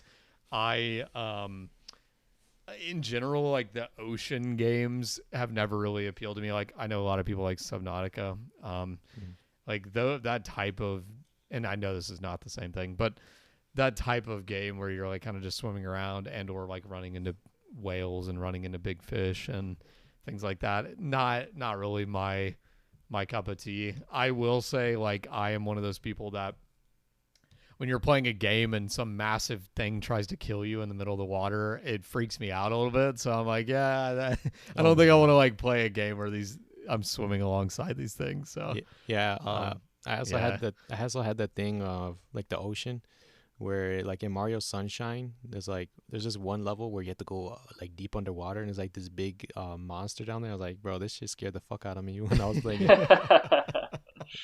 And then the only way I played like on mute, and I had like one of my eyes closed. So it might have That's been awesome. like, yeah, that's why. Now I'm not scared of the ocean. I could just play any water game. So yeah, I thought Subnautica as well. I was like, yo, Subnautica. It's like, oh shit, this is something else. This also has multiplayer too. Up to 16 players, I think I remember. What? I guess yeah, you the can look picture at has a fish ton with 15 of other people. in it. Yeah. So I don't know how that's gonna run. The promos picture I saw. There's like, I can drop it in here, but there's like, just imagine like 12 people on screen that are all doing emotes in their scuba suits. Hey, That's this is the a live picture service for I'm looking Nintendo. at. Yep. Jeez. All right, so yeah, that was it for the partner from Nintendo.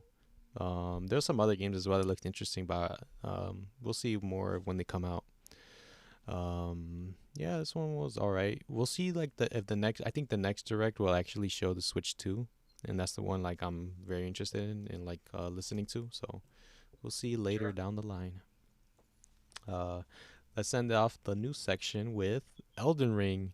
The same day as the direct for Nintendo, they like 30 minutes after the direct ended, they revealed the trailer for the new DLC for Elden Ring, Shadow of the Earth Tree.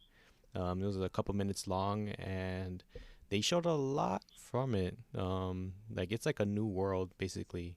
It's their expansion coming out. It's going to be $40, so it's damn near like a new game. So I also hear from like Souls fans, like their DLC like it goes crazy, and like they're damn near new games. So They're amazing. yeah, okay, there you go.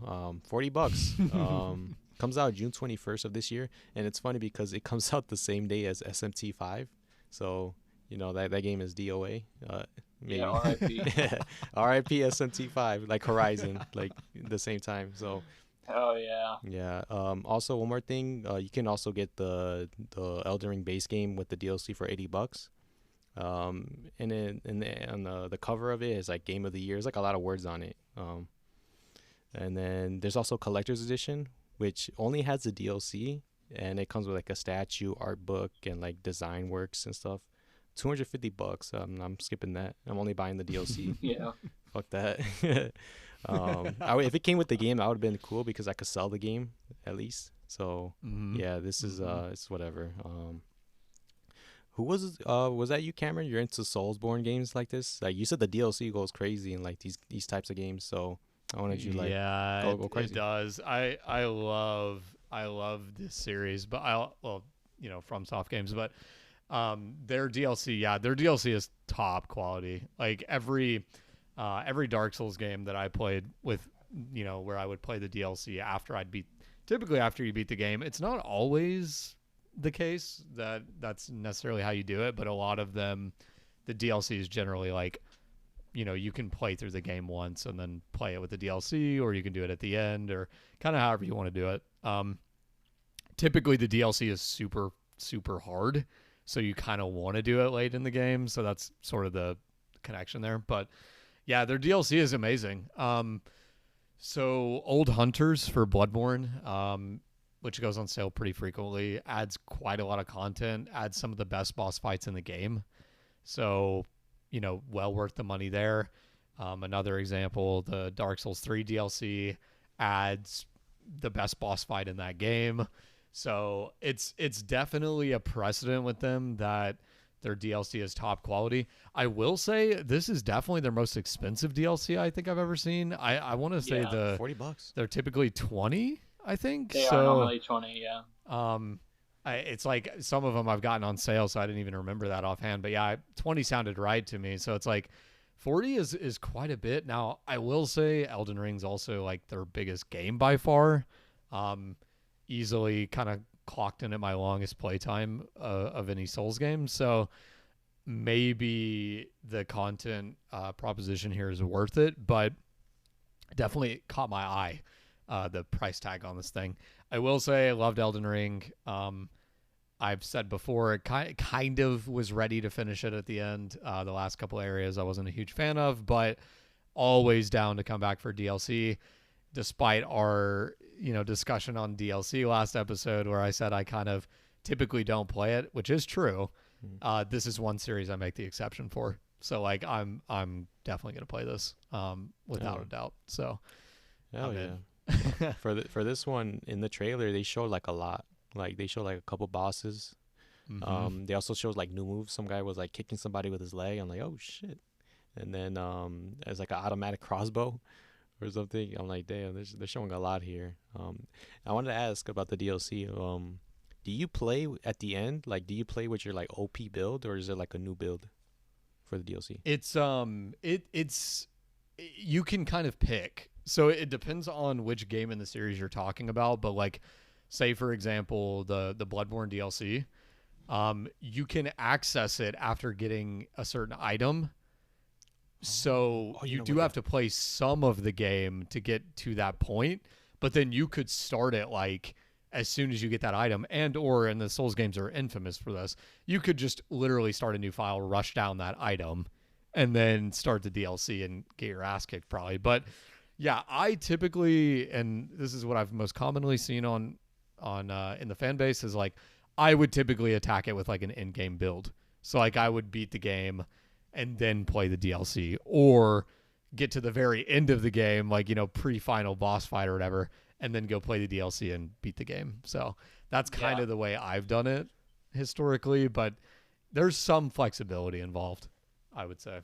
Got it. Because I have a build, like I already finished the game, so I don't know if it's gonna be too OP. Because I don't know if I should spoil it, but it takes place after like a certain boss fight where the DLC takes place, and the people were like speculating it happens in that thing. So Gotcha. it also showed in the trailer, like in the beginning of the trailer, like where it's going to take place, and I think it's a prequel as well. So like it takes place before like everything happened in Elden Ring. So yeah, this one is like, I think it's day one for me for sure. I feel like a lot of people are also buying this day one, even though they're complaining about the DLC being $40.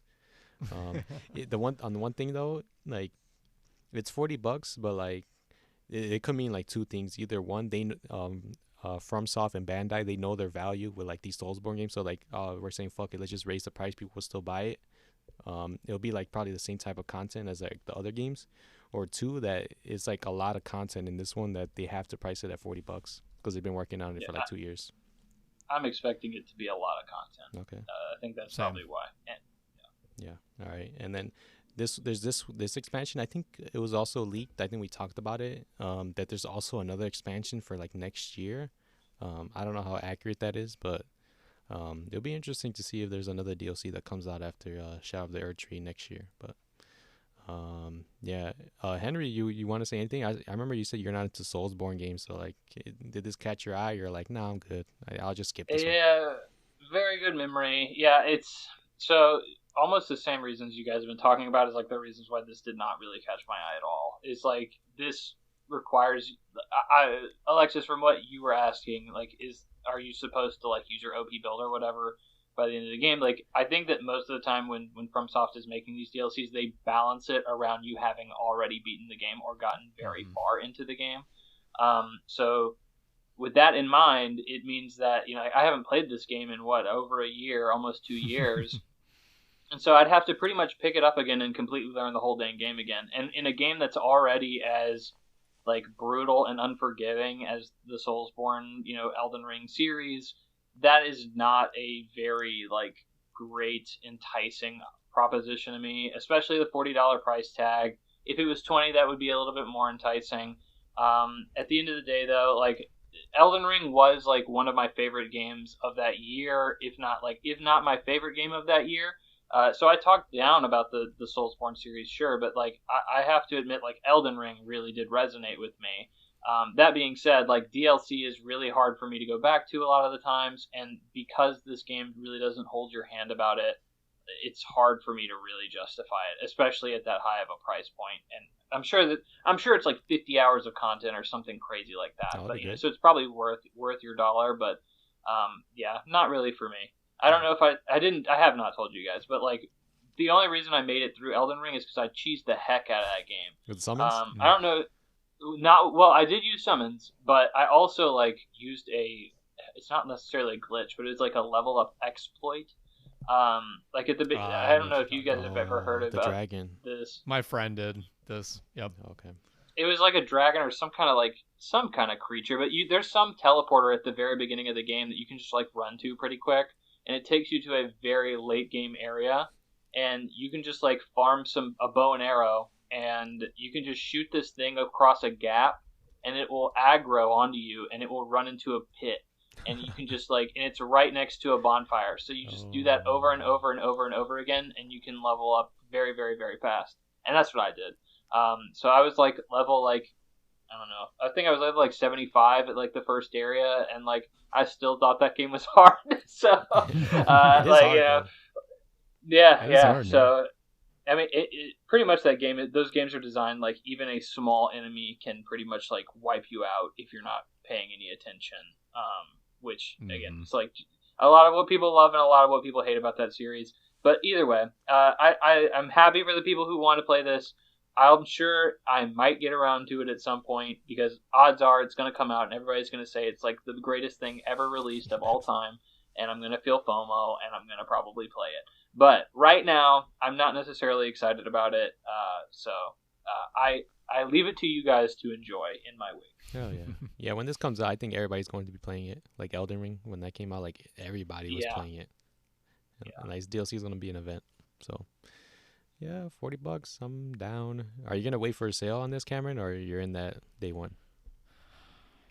It's honestly, as it always often does with me, it's gonna boil down to what I'm playing at the time that it releases, which is it's always that equation of like, I'll put it this way. If I am about to start a new game, like I've just recently finished a game, I could definitely see myself getting a day one. If not, if I'm in the middle of something, I'm definitely not going to like drop a game to hop back into DLC, just because of the way that I kind of treat DLC, which is kind of funny. But yeah, no, I probably won't wait too long on this one, because like it's funny. I did get like a little bit worn down by the end of the game, but I also would love to jump back into it, which is funny. So it's like, yeah, I think I'll be there pretty early on in the process if I had to guess. Got it, got it. So yeah, coming out June 21st. So it's right in the middle of the year, which is great. Not like right now, where there's like a lot of games coming out. So yeah, this is I'll be on this day one. Um, that's it for the news section. We can get to what we've been playing and our game impressions of what we've been playing recently. I'll get started with mine's. We were talking about like Soulsborne games. I want to talk about Bloodborne, right? I got I barely added this in the doc like yesterday or like last second. Um, I'm about like 50% through. I think I have like 12 hours in. I don't know how far I'm in. My friend told me that I'm like 50% maybe 40%.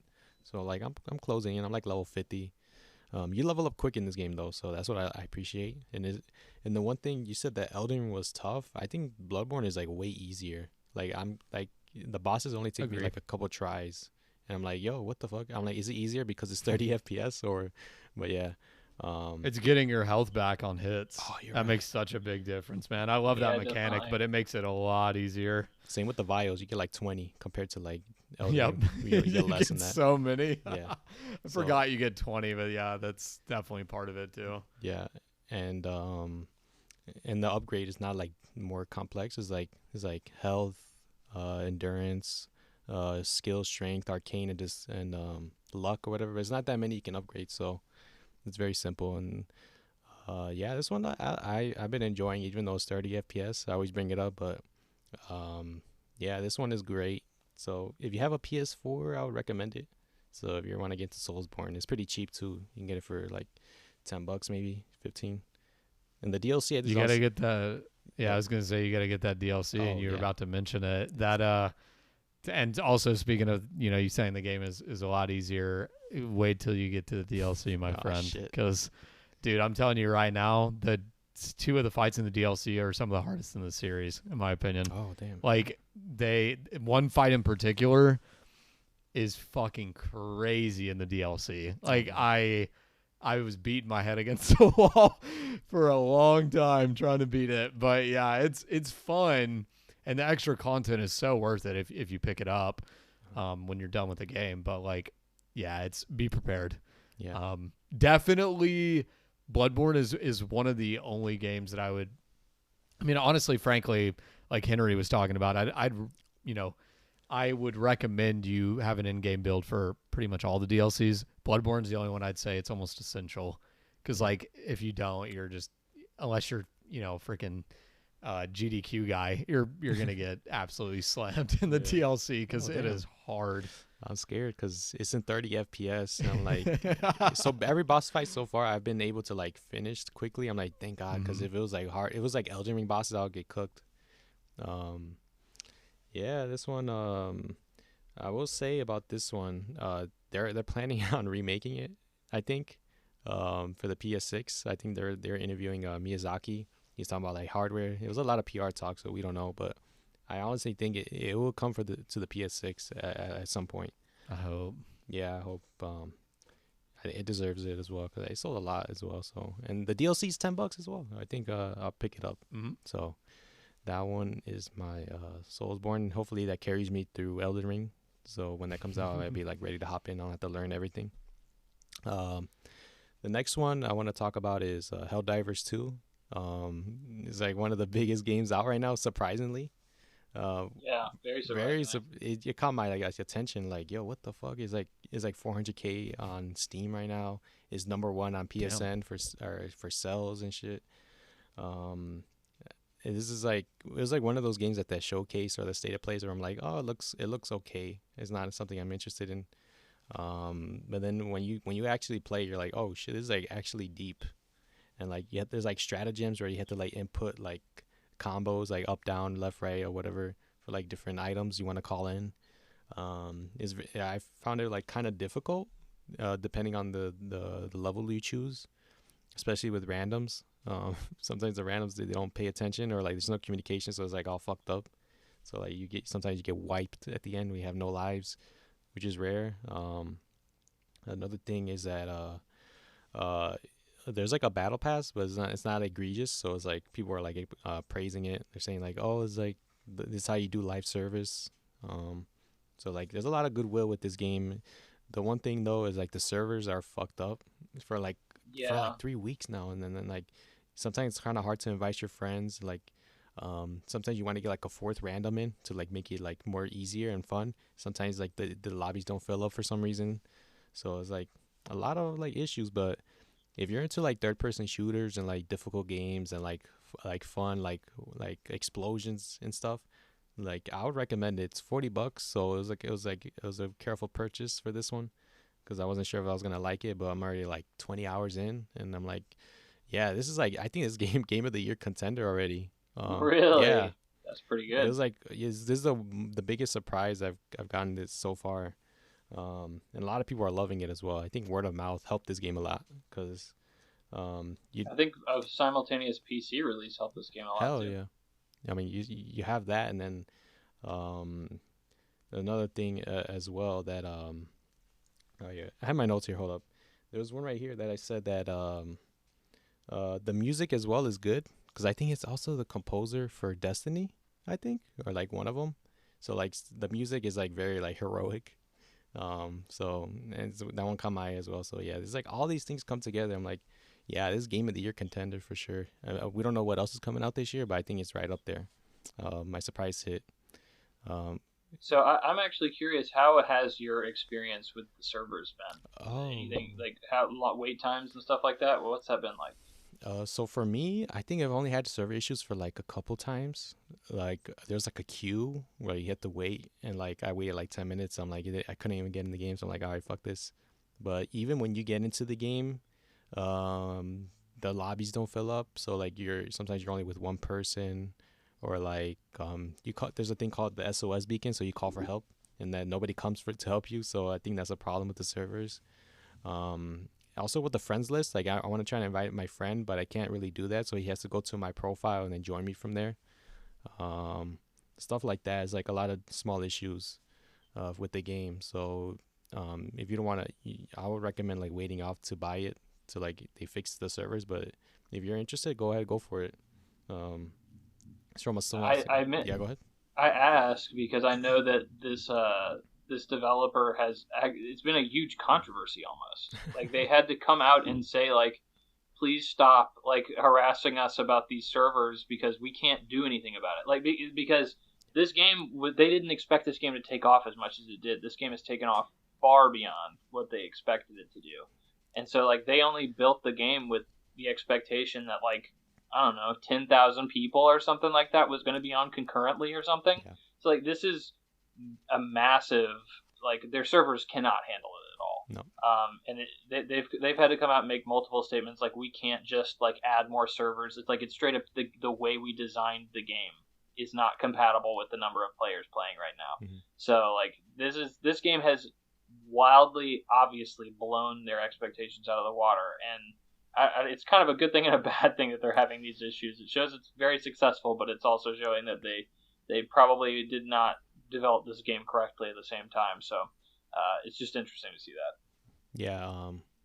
I think the server they were expecting like um around that time about like 200,000. Like the servers could handle like around 200,000, and that went way up. Um, Yeah, so yeah. yeah, this one go for it if you're interested. A lot of my friends are playing. A lot of my people on my friends list, so it's like a phenomenon. We'll see how it goes down like throughout the year and see if they add any more content. But it's a lot of fun. Like I would recommend it for anyone in third-person shooters or they want a fun co-op game to play with their friends. That's it on Helldivers too. On quick one on Persona 3 Reload. We talked about it like last week. I was playing it as well. I'm already in like the start of July, and I'm playing on Merciless, so it's like the hardest difficulty, and I'm finding it like pretty fun. The music goes hard, like everything. There's like cutscenes, like anime cutscenes, which I enjoy watching. Um, one more thing is like the battle system. You're talking about that, Cameron. You're curious about like Persona 3. Like the battle system Hmm. is very similar to 5. Like, so you don't have to worry about that. it is kind of difficult and like repetitive and like Tartarus. So Yeah. yeah, that one is like I think the battles are fun as hell though. So like you get used to it. That's the one thing, even though it's like repetitive, like all these animations and stuff, which are like fun as hell.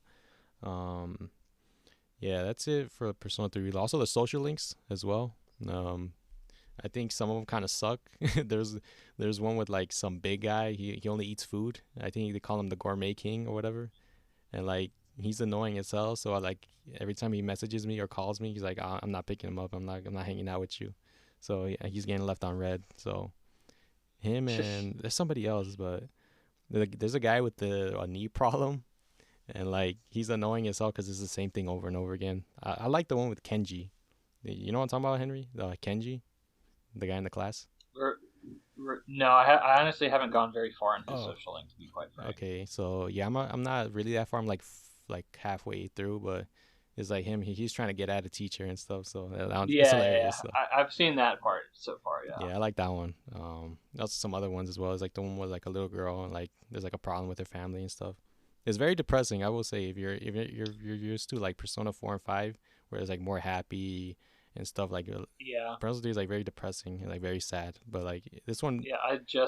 yeah, go ahead. I just got to that little girl last night, and it was like you literally like, meet her on a playground, and then like the first time you hang out with her, she's like, "Yeah, my parents are getting a divorce." I was like, "Whoa, man, we're not that close yet. Yeah. Like, let's back up." Yeah, I like that one. That was interesting. I'm like 7 stars in. I think I'm like near the end of it. So Oh dang, yeah, yeah, you're really far into yeah. it. Because I skip some of them because some of them are boring as hell. So I just go to the ones that I like, or like if I do, I just go like work at a part time job, whatever. So yeah, So so I'm playing that game as yeah. Go ahead, well, go for it. and last week, or last podcast, I said I was like only like 20 minutes in. Now I'm like about 10, 15 hours in, something along those lines. You said you're like early July. I'm like early June. So we're fairly around the same spot. But like, yeah, social links are definitely like, they take up a lot of time in your game. And I agree, like the social links in this game are not that great. I definitely prefer like the social links in 4 and 5 even better. I still think 4 is probably the better of overall of the franchise. Combat, like you were saying, is literally the exact same thing across. I don't know if it's the entire series because I haven't played 1 or 2, but I can definitely tell you like 3, 4, and 5 have the exact same combat. But you know, talking about social links, like Persona 3 or Persona 3, 4, and 5, I'm pretty sure 1 and 2 also do this. But they're very time management heavy games. So obviously you're going through the year and you're going through day by day, and you can only do a certain amount of things. You have options to all these different things, and you can only do a certain number of them as you progress. So you're really kind of freaking out as you go, like being like, well, all these people want to hang out with me, but I can only hang out with one person. Who do I hang out with? Or I have exams coming up, and you know, like I need to study, but I also need to go to the dungeon, and you know, you're constantly juggling all of this stuff, and it can be a little stressful for some people. I played Persona 4 and 5 kind of just doing whatever I wanted and just kind of focusing on what I thought was good at the time.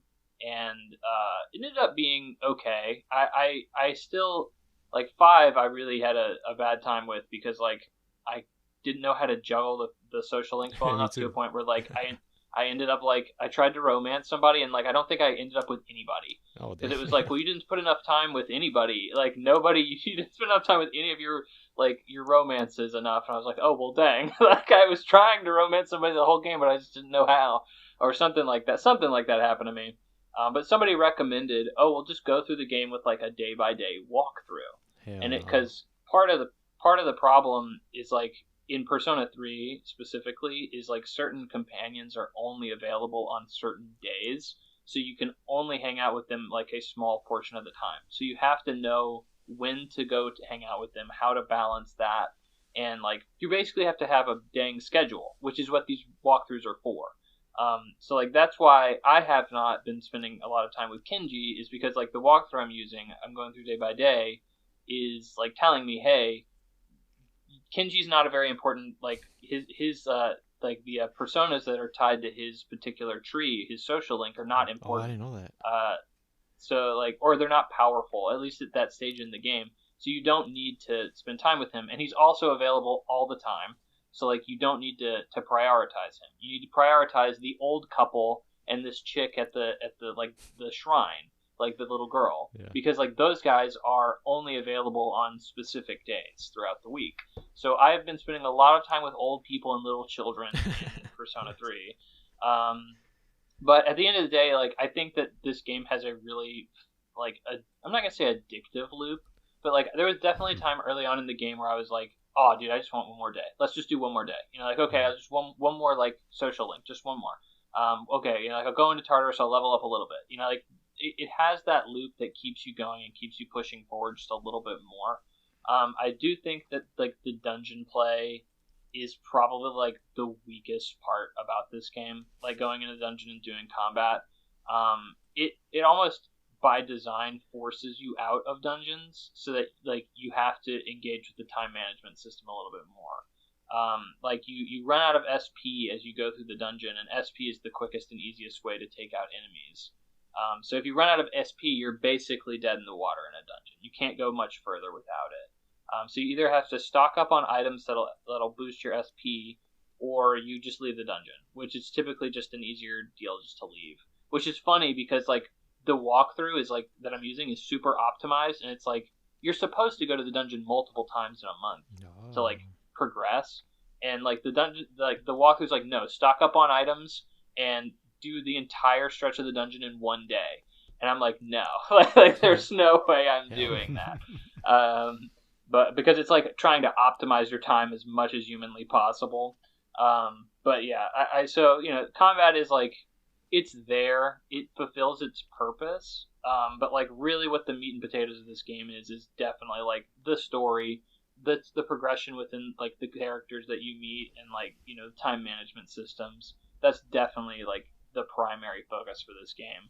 And I still like it. I still enjoy it. I'm really paranoid that like I'm not going to be able to finish this game by the time Final Fantasy VII Rebirth comes out. I won't. Exactly, right? And I hate putting down games mid-game because I'm like, oh, well, I'll never go back to this.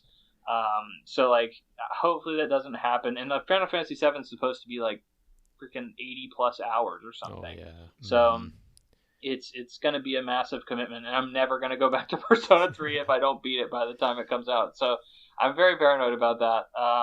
So I'm trying to get through it as fast as humanly possible. God knows I probably won't. But I'm gonna try. And the music is also really, really hell yeah, dude. I have to shout that out. I love the boss music. So yeah, that's all the music's great. Yeah, it all gets caught in my head, man. It's great. And serious I don't know if you have music is anything just else fantastic. Yeah. Yeah, it is. Can I ask one more thing about? Are you also broke in this game? Because I think I'm merciless. You don't get that much money, so like I'm having to like spend like all my money like on like accessories and weapons and stuff, because that takes like all my money. Like I'll spend like 2 hours in the dungeon, and I'm like, is this enough? I'm like, I'm not even sure. No, I totally am too. It's also very funny because in the walkthrough, like I said, it's like you can only dungeon crawl one day, like one day out of the entire like ability to dungeon crawl. And it's like if you don't have 100,000 yen by the time you're done with day one, like reload.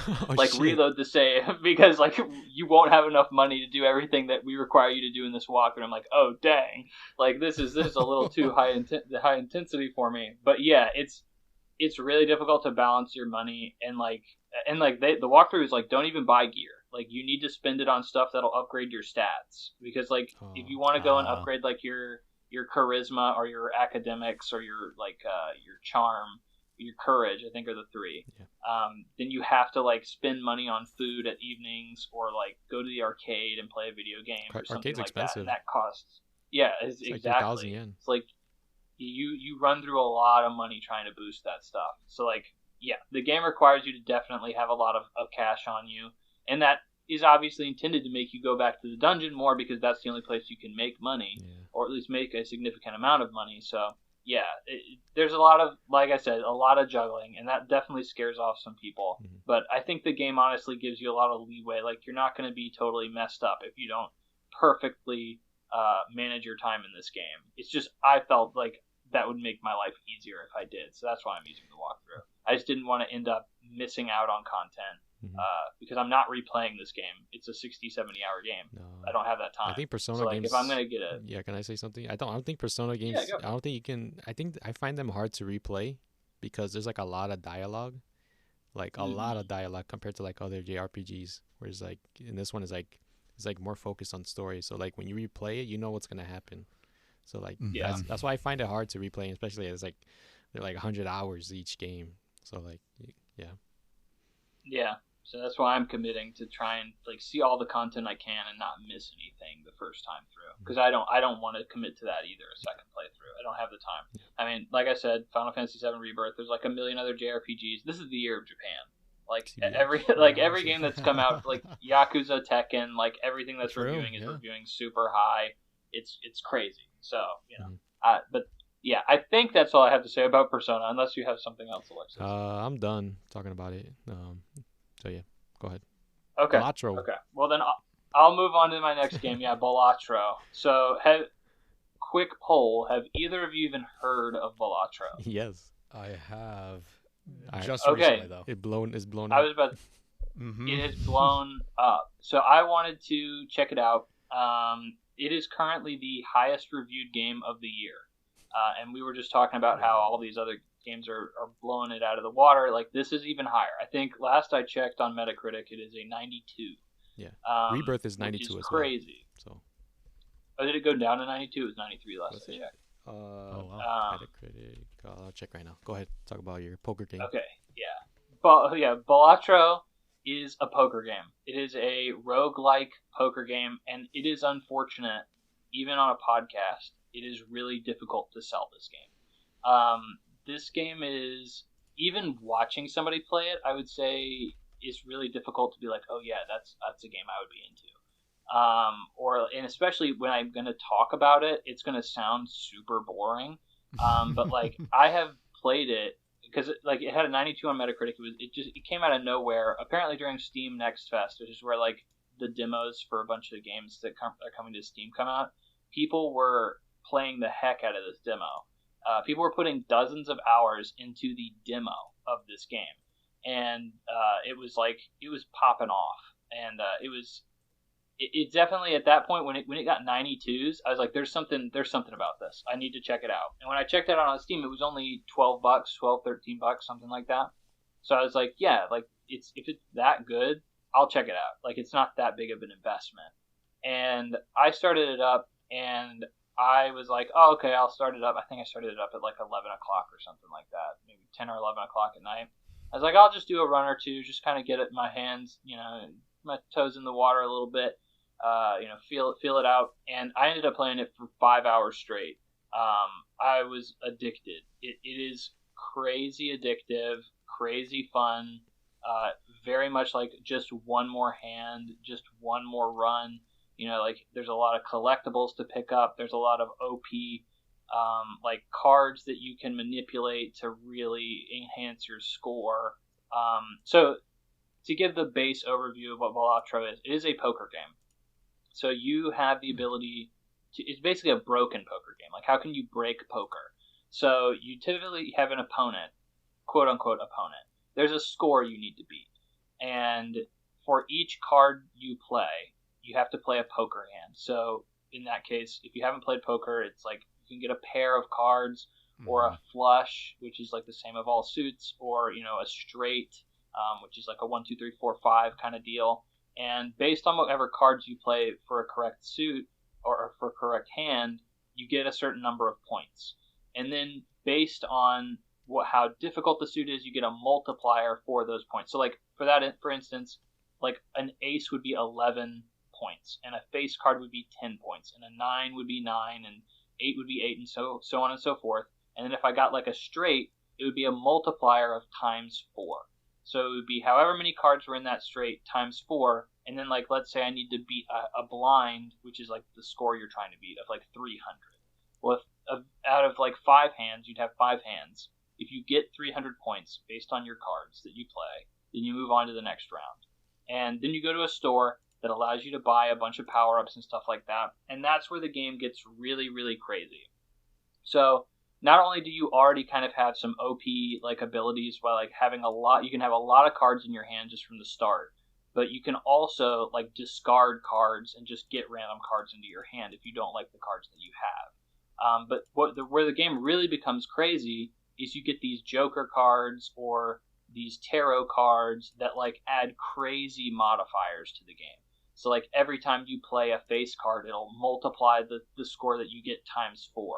Or like there's even crazier like Jokers out there that completely turn the entire like systems upside down. You can get like you can make like put an ace into your deck that you can maybe perhaps randomly draw that will like multiply like everything you have times 11 or something like that. And like so it'll be really really easy to knock these scores up significantly higher, and you'll have to do that the later that you get into the game and the higher you get into the runs.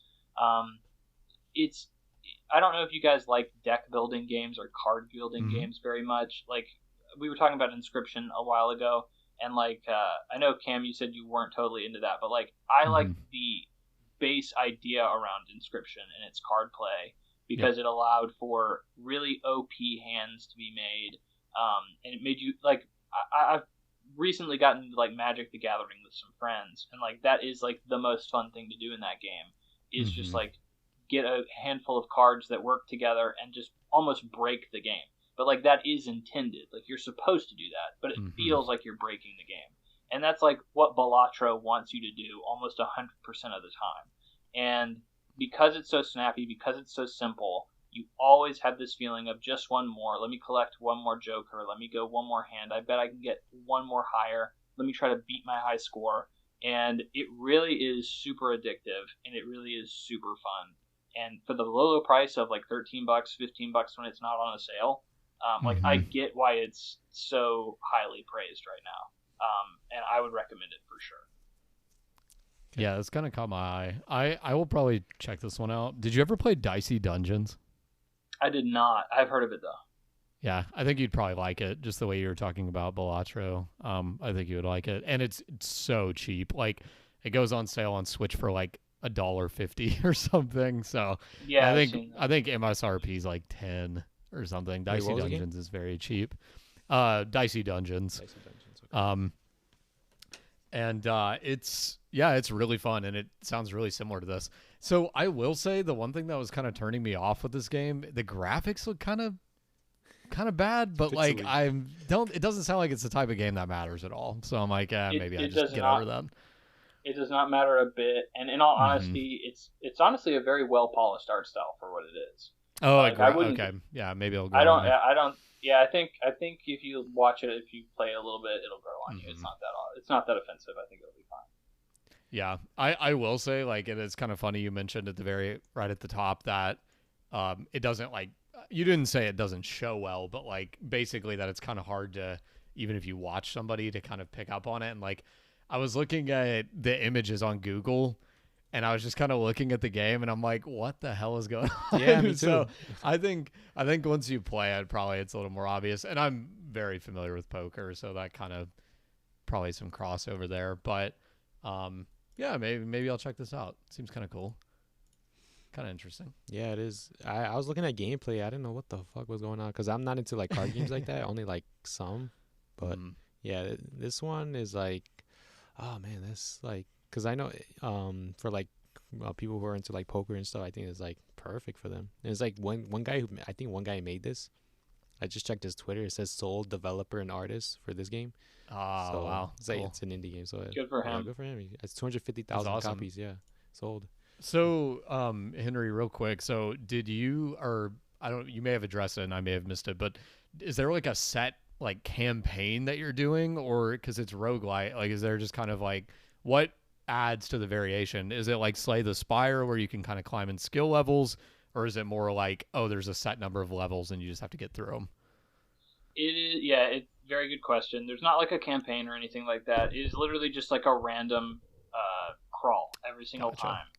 What makes it like progression is like, for instance, I haven't unlocked too incredibly much, but like once I unlocked a certain number of like Jokers, which is just basically purchasing them for a run, you get like a new deck, and that deck now like has a certain number of cards in it more, or it allows you to have like an extra like card in your hand. It basically gives you a power up, and so it makes the game easier. And the higher you, the more you unlock, and the more you go, the further you go, the more like crazy like upgrades you'll just get from the jump. And so when you have like, obviously when you have better stuff at the very start, you'll be able to go further because you're multiplying on top of that from the very beginning. So that's where the progression really comes in, is you're supposed to just, and then eventually you'll probably unlock everything, and you'll just be playing for like a random like high score, you know, like just get like a really good build, and you'll have your like the highest score ever. So that's where the progression for this game comes in. Cool. Yeah, that sounds interesting. I'll definitely check it out, and it's cheap, so like it's easy. Yeah. Buy. Yeah. Cameron, you wanna close it off with your games? You look like you got Final Fantasy in there. I'm loading up on the Final Fantasy the last couple of weeks. That's all I've been playing. So, yeah, I think I mentioned last time. Bought two. I would call them big purchases. I mean, because even on sale they're both quite expensive. But $60. I bought Theater Rhythm, the premium edition, which is like, you know, a bunch of Final Fantasy music, and then like a rhythm game. And then I bought the Pixel Remaster bundle, which, like you were saying, it was $60. And I think it was on sale for $50, if I remember right. But I honestly, it eludes me. Maybe it was on sale for $60. I don't even remember. But yeah, I got both of those a few weeks ago. When we shot our last episode, I like basically just bought them pretty much. I beat the first Final Fantasy, and I always like to kind of jot some notes down on my private like gaming review spreadsheet, just because I find it kind of fun to do.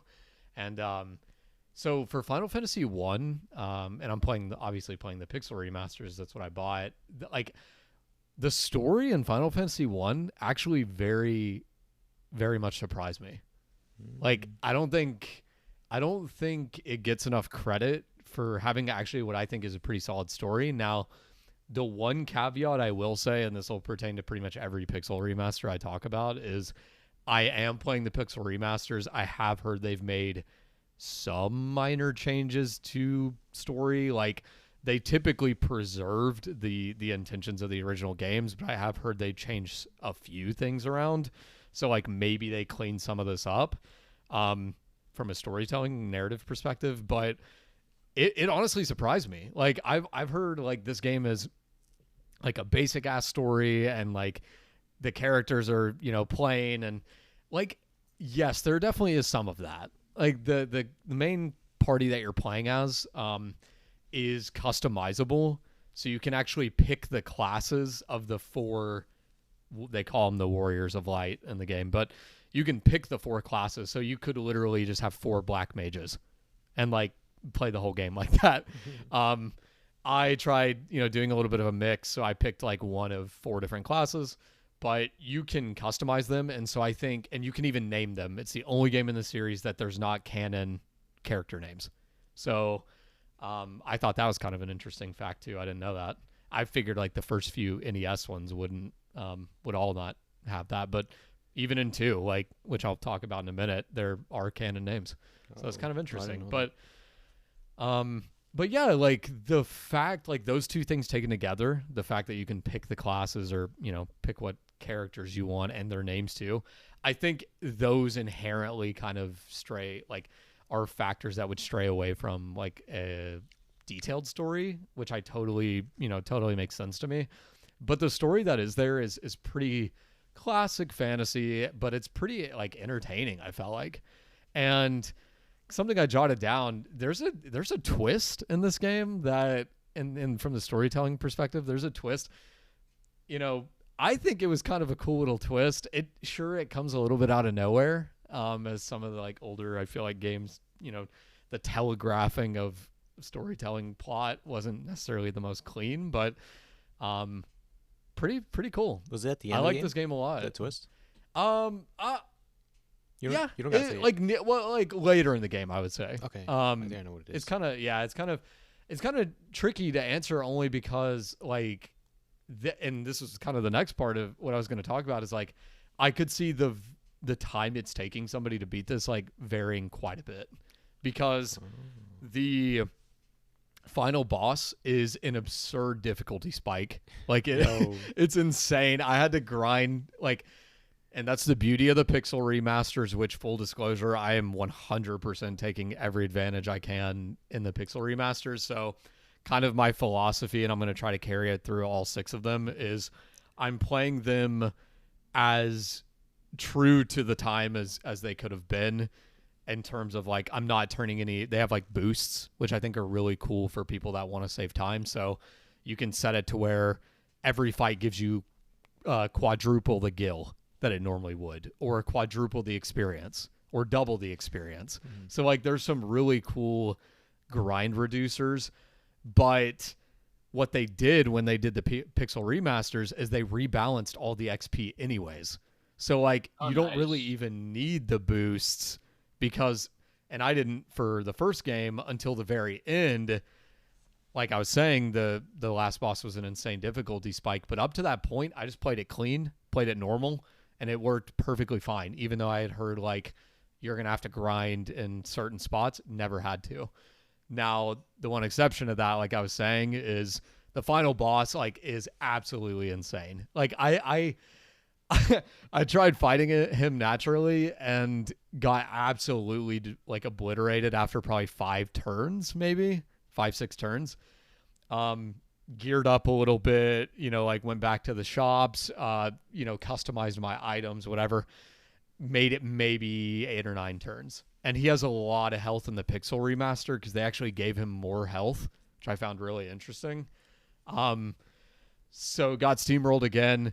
This was the only time, and I'm going to continue to do this if I run into these kind of like spikes of like, oh, I was just fighting enemies that were doing maybe 50 damage out of 600 on me, and now I'm at a boss that's doing 800.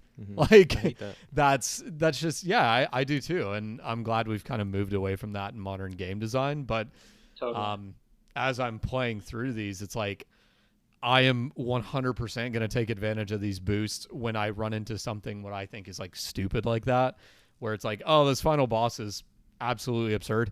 Okay, yeah, I'll turn that 4 times experience boost on, go fight about 10 battles and level up 10 times. Like I'll take advantage of that, sure. That was in and then I can I say something? Yeah, go ahead. About the difficulty spike, because it's in Final Fantasy X. When I played it, there's like certain bosses that are like so fucking impossible for some reason, and like it sucks because there's no boost in that game, no 3 times speed or like extra experience. So yeah, in Final Fantasy X, I think that one was like tough. So like if they do remake it, I think they'll change that for sure, because the spikes are annoying as hell. So go ahead. Yeah, I feel like it's a quality of life thing that they added to the Pixel remasters that like I could definitely see them doing on remakes in the future. Yeah. Correct me if I'm wrong.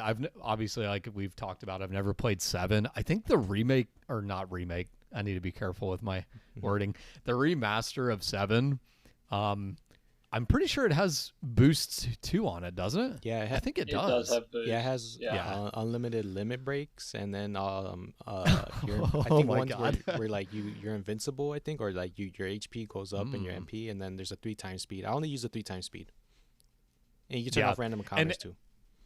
And that's the funny thing too, is like I am a huge proponent of like these speed ups in old JRPGs, because I think I've talked about it before, but Final Fantasy VIII's summons are absolutely stupid. They take like 40 seconds, and I'm like, okay, I'm never going to use a summon in this game unless I had the speed up, which it does. So that was amazing. But like, if I didn't have that, I'm like, I would have just straight up avoided using summons, because like they take way too long, and I have a pea-sized brain attention span from phones. You know what I mean? So. In all seriousness, even I do think it's a problem, even, modern attention spans aside. I do think that those are a barrier to modern game design, where it's like there's a difference to me between like, oh, there's loading screens. I get that. And Final Fantasy VIII, like the actual summon animation is like way over designed. You know what I mean? Where it's taking like 30 seconds. And Alexis, I think you mentioned this, but even in 10, you can shorten the summon animations, and that helps a ton Yeah. because even in 10 they're super long Yeah. if you don't shorten them. So it's like it's kind of a common theme from older games that they were kind of, I guess, trying to flex the graphics or the cutscenes or something. But yeah, I was gonna say it's funny you point that out because the Pixel remasters actually don't have a speed up. It's like the only thing that they don't have. They have boosts, but they don't have speed ups. And there's two things that have helped me like get over the missing speed up. And the first one is you can turn off encounters. So it's like, That's a good thing. if I backtrack to just get one single chest, because I got to be a freaking completionist with these games, I don't know why. If I want to go back into a dungeon and get a chest, boom, turn encounters off. If I want to, doing like post-game cleanup, super fast. You can just walk through everything. Really, really cool if you need to use that. And then the second thing, which I think is honestly really nice, and I have been using off and on. It's not really, I would categorize it as like a cheat thing, but they have auto battling. So like if you're running into, enemies that you can kill super fast, you can click a button. It's square on the PS5. You can click the square button and it will auto battle like the last action you did, which has its pros and cons. Like if you're doing a basic attack, sure, I can repeat that. If I'm casting haste on somebody and then it casts it again on them the next turn, like that's kind of sucks. Yeah. But yeah, that's helped a lot to me too, is the auto battling actually does fast forward the game, which is so weird. Oh, I'm that's like, weird, yeah. isn't it? It's like you didn't put a speed up button like you have on some of the other remakes, but the auto battling does speed the game up. It doesn't speed it up a ton, but it definitely like almost like double speeds it. Yeah. So I'm like, so weird. Yeah, I don't really know why they did it like that, but it's worked fine so far. And then I left another note on 1 before I talk about 2 for a minute. For Final Fantasy 1, the music is just fucking crazy good. Oh yeah, because it's like this orchestral, right? series. Yeah, it is. And this, saying that for any game in this series is like, yeah, okay, like it's just a common it's just a common thing. Like you gotta say it for all these, but like the way that they reorchestrated these is just done so well. And the thing that I love doing, because I'm just a huge music nerd especially when it comes to Final Fantasy, and really I would say like JRPGs in general. I love like all the music from Kingdom Hearts too, and just games like this that have these really creative tracks in them. Like what I've been doing is I turn on the original music in an area and then I turn on the remastered, so I can almost like compare them. And it's been really cool to do that in some of the areas and be like, oh, like, dang, this has a really different vibe, like on the remaster. You know what I mean? Like it makes it feel a lot more like impactful. You know what I mean? So that's been really cool. Nice. What about 2? What do you think? I heard it's the worst one. So I can definitely see where people are coming from a combat perspective, because so full disclosure, I'm probably about halfway through 2. I've been absolutely like blazing through these games. So I'm about halfway through 2, and like I hear what you're saying. I would put it like this. The story in 2 is better than the story in 1, which I was just saying 1 surprised me, but it's not going to blow you away, right? Like the story in 1 it's okay and it's fine, but I was more going into it assuming it was going to be terrible, and it was okay. So it's kind of a big step up. Whereas in 2, I didn't know really anything about 2. I hadn't frankly heard much about it at all. The story in 2, I think, is done pretty well. What they do is they'll give you an NPC, and I thought this was, to my knowledge, this hadn't happened before in gaming, but I don't ever want to make a declarative statement like that. But what they do is they'll give you an NPC to temporarily join your party, and then they'll leave your party and then another NPC will join your party and leave your party like early in the game. And I thought that was just such a cool thing that they did, because I'm so accustomed, especially with older RPGs, somebody joins and then you just have them the rest of the game, right? So it's really cool to like, oh, like there's an NPC that's like part of this town's quest line that's going to join my party, and I can use him in combat for like 2 hours, and then he goes back to his house. Like it's so like unique. I feel like it was kind of making me like really invested, I think in the I think individual stories. What was it? Octopath 2 kind of has that. Octopath Traveler 2, Mm-hmm. where like one of the abilities is that you can like any NPC like you can bring to your team for like a set amount of like turns or whatever. So it's I think it's similar to that. I think.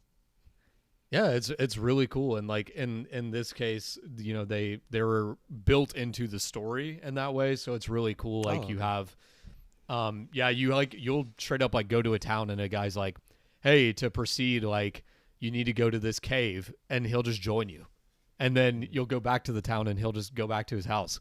And it's not super common, I would say. So it's not like every town you go to, but it's happened a few times, and I've been impressed that it's happening like that. And something else I kind of wanted to mention about this game too is like, I wasn't expecting to care about the story as much as I have so far. Like the story, like I said, I think it's done well in this game, and I'm like actually curious.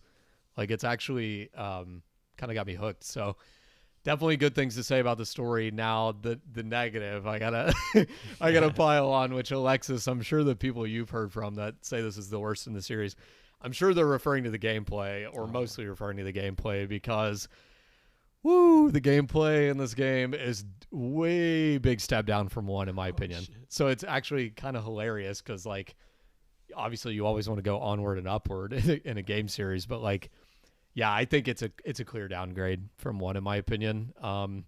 In 1, it's your very conventional JRPG turn-based system, very conventional leveling up, very conventional spell casting, so on and so forth. In 2, they decided to, and I've heard this actually comes back in 5, but it's done better, but we'll see when I get there.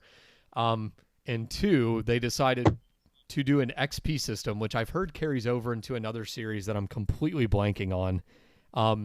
One of the designers who actually worked on Final Fantasy 2, he made a different RPG series, and he took this experience system into it, and it's going to bug me until I Google it here in a minute, but Yeah, go for it. he took it over into another series, and to this day, that series still uses the same leveling system. Oh man. So I'm trying to think. yeah, feel free to Google me while I'm talking or something. Yeah. But yeah, if we can find it, I'd love to remember. But I was kind of reading that fun fact. But anyway, so the way that it works is whatever you use is what you level up. So like, I start out with a fire and a blizzard spell. They're both level 1. If I use fire, however many times, whether it's 8 times, whether it's 10 times, it'll level up to level 2, which then makes it cost me 2 MP to use and does more damage. And that's how literally everything in the game works. Your shields, your swords, your bows, like your lances, your spells, everything. It's based off usage. Oh, So shit. yeah, so it gets really annoying to play this game in certain parts, because say, I'll give you a great example. I run into a boss who's weak to ice, okay? Yeah. And then he kills my one character that has a level 8 blizzard. And my other characters have blizzard, but they have it at level 1 or level 2. So now I'm attacking him that sucks. for like 80 damage a turn. And it's like, it's just making some of these fights take way longer than they need to, which is where the auto battle comes in. Definitely been using that for 2 a lot. But yeah, I think all that is to say, the leveling system in 2, in my opinion, is just flat out not good, in my opinion. And this is very much the case of, and I've alluded to it before, I will gladly play a game for the story, and I'll gladly play a game for, some kind of context. I want to play through all these games in this series. I also am somewhat invested in the story. if those two things weren't present, I would have probably dropped this game. Because the gameplay, it's not terrible, but it happens frequently enough that it's very annoying. You know what I mean? You'll at least 2-3 times a dungeon, you'll run into a fight that takes forever because you go into a fight with weapons equipped and it's an enemy that has armor, so you need to hit him with bare fists. Yeah. And so your weapons are doing like 20 damage. And I'm just like, all right, guys, well, let's just sit here and, turn the auto battling on and look at my phone for a minute while I take 30 turns to kill this guy. Okay. So it's like, it's been little things like that. And there's some ways around it. As the game has gone on, I will say it's gotten better. Early game, as you can imagine, when you have less access to spells, different types of weapons, it was very brutal. Like I ran into a boss, like I just said, who was like wearing a suit of armor and didn't realize I needed to be bare fist hitting him. So like my swords were doing like 5 damage a turn and he had like 300 health. So I'm like, all right, dude, buckle up because this is going to take a while. So kind of learning my lesson as the game goes on. But all that is to say, gladly playing through it for that context and for the story. And yeah. I'll probably report back once I finish it and start on 3 inevitably. So, it's been decent. Yeah. I would say I preferred 1 so far, but we'll see. So when you were talking about the battle system, is it the Romancing Saga? Yes. Okay. Thank you. Yes, that's what it was. One of the designers, and I'm blanking on his name, he spun off from Final Fantasy after 2 and made Romancing Saga, if I'm not mistaken there. Yeah. And he took that, use it and gain an XP system over to that series, which I've never played any of that series. Okay. I don't know if either of you have. No, I haven't. No, never. There's a new game coming out soon. It's funny because I found this thread on GameFAQs 13 years ago. So, the funny thing right there. Also with FF2, it reminds me a lot of when I was playing Final Fantasy 8. That fucking combat system was so weird. Yes, it is. It is because same with I had a lot of problems with 8 because the story as well. It was a slog to get through because the story wasn't really that interesting to me. And then fully agree. Yep. I just got through it because it's Final Fantasy, but bro, the combat system I didn't know that it scales with you. So when I was playing it, I was just farming the dinosaur inside that training center. So I was every Squall was level 30, and then Quistis was level 28 or whatever. And then so when we got back to when the whole team was when I was getting my party members and stuff, we would just die instantly, and I'll have to spam my summons as well. I 3 times speed that shit. So yeah, it reminds me of that where the combat is so fucked up because I didn't know how it worked, and you gotta gather. Oh my god, you gotta gather these spells spamming 3 times. Yeah, this shit sucks. Yeah, you're spot on, and I'm gonna sidetrack with 8 for a second because I think it's worth talking about. Obviously it's the same series, so yeah, 8 is funny because I avoid, I've talked to you guys a billion times, I avoid spoilers as much as possible for any game. I'm so anti-spoiler for games, movies, whatever the case.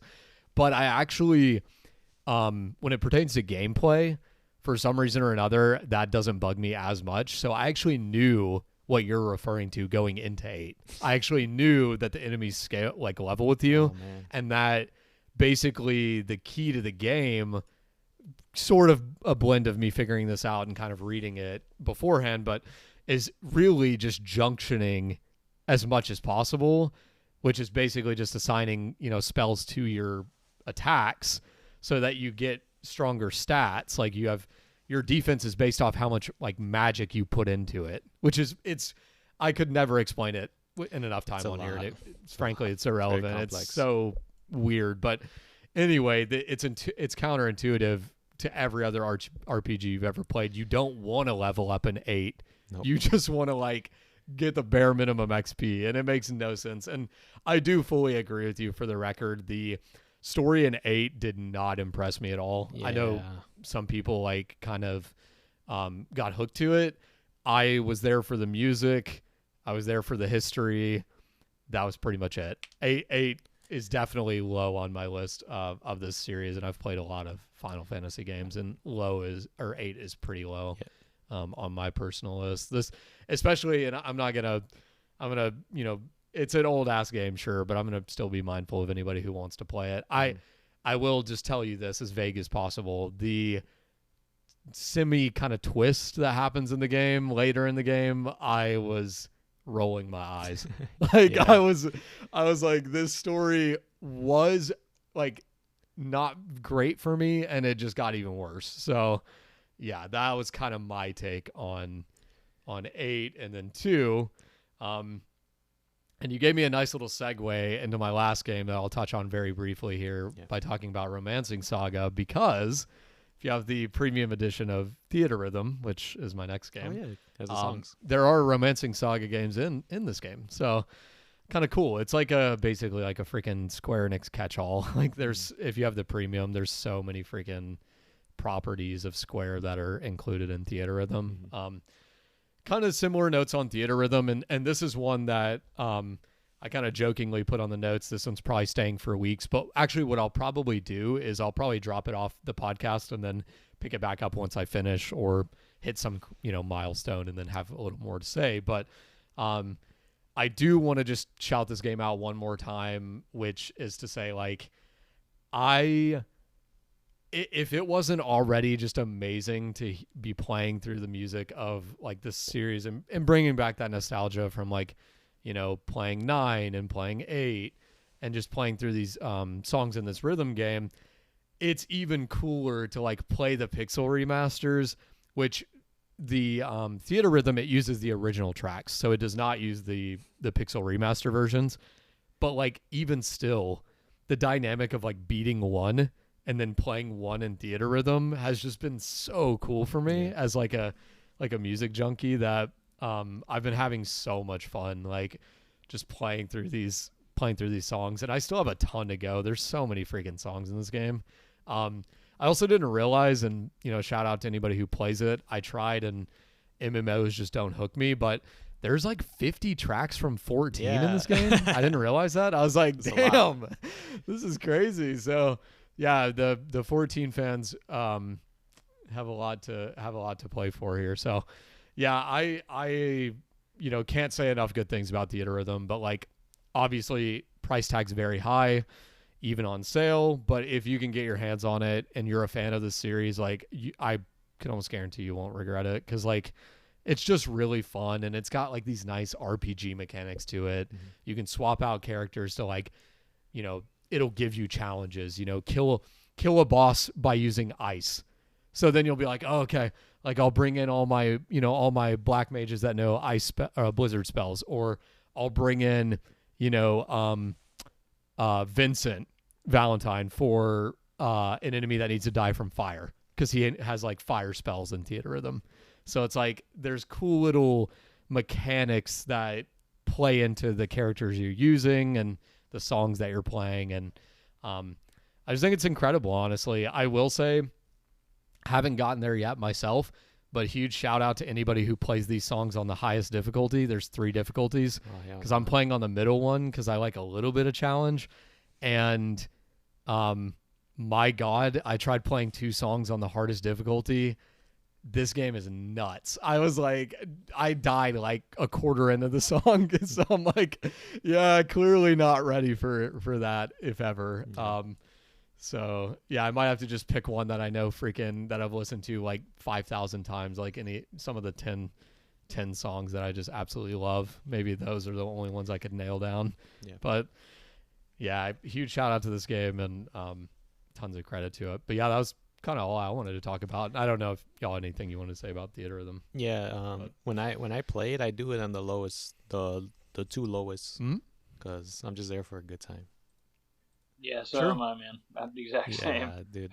Rhythm games will mess you up, man. It's like muscle memory. Like you have to just train your body to play those songs. So I'm okay with just a little percenter.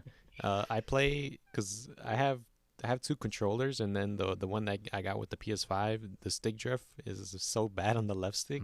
So when I play Theater Rhythm with that one, it's like, nah, I can't do that.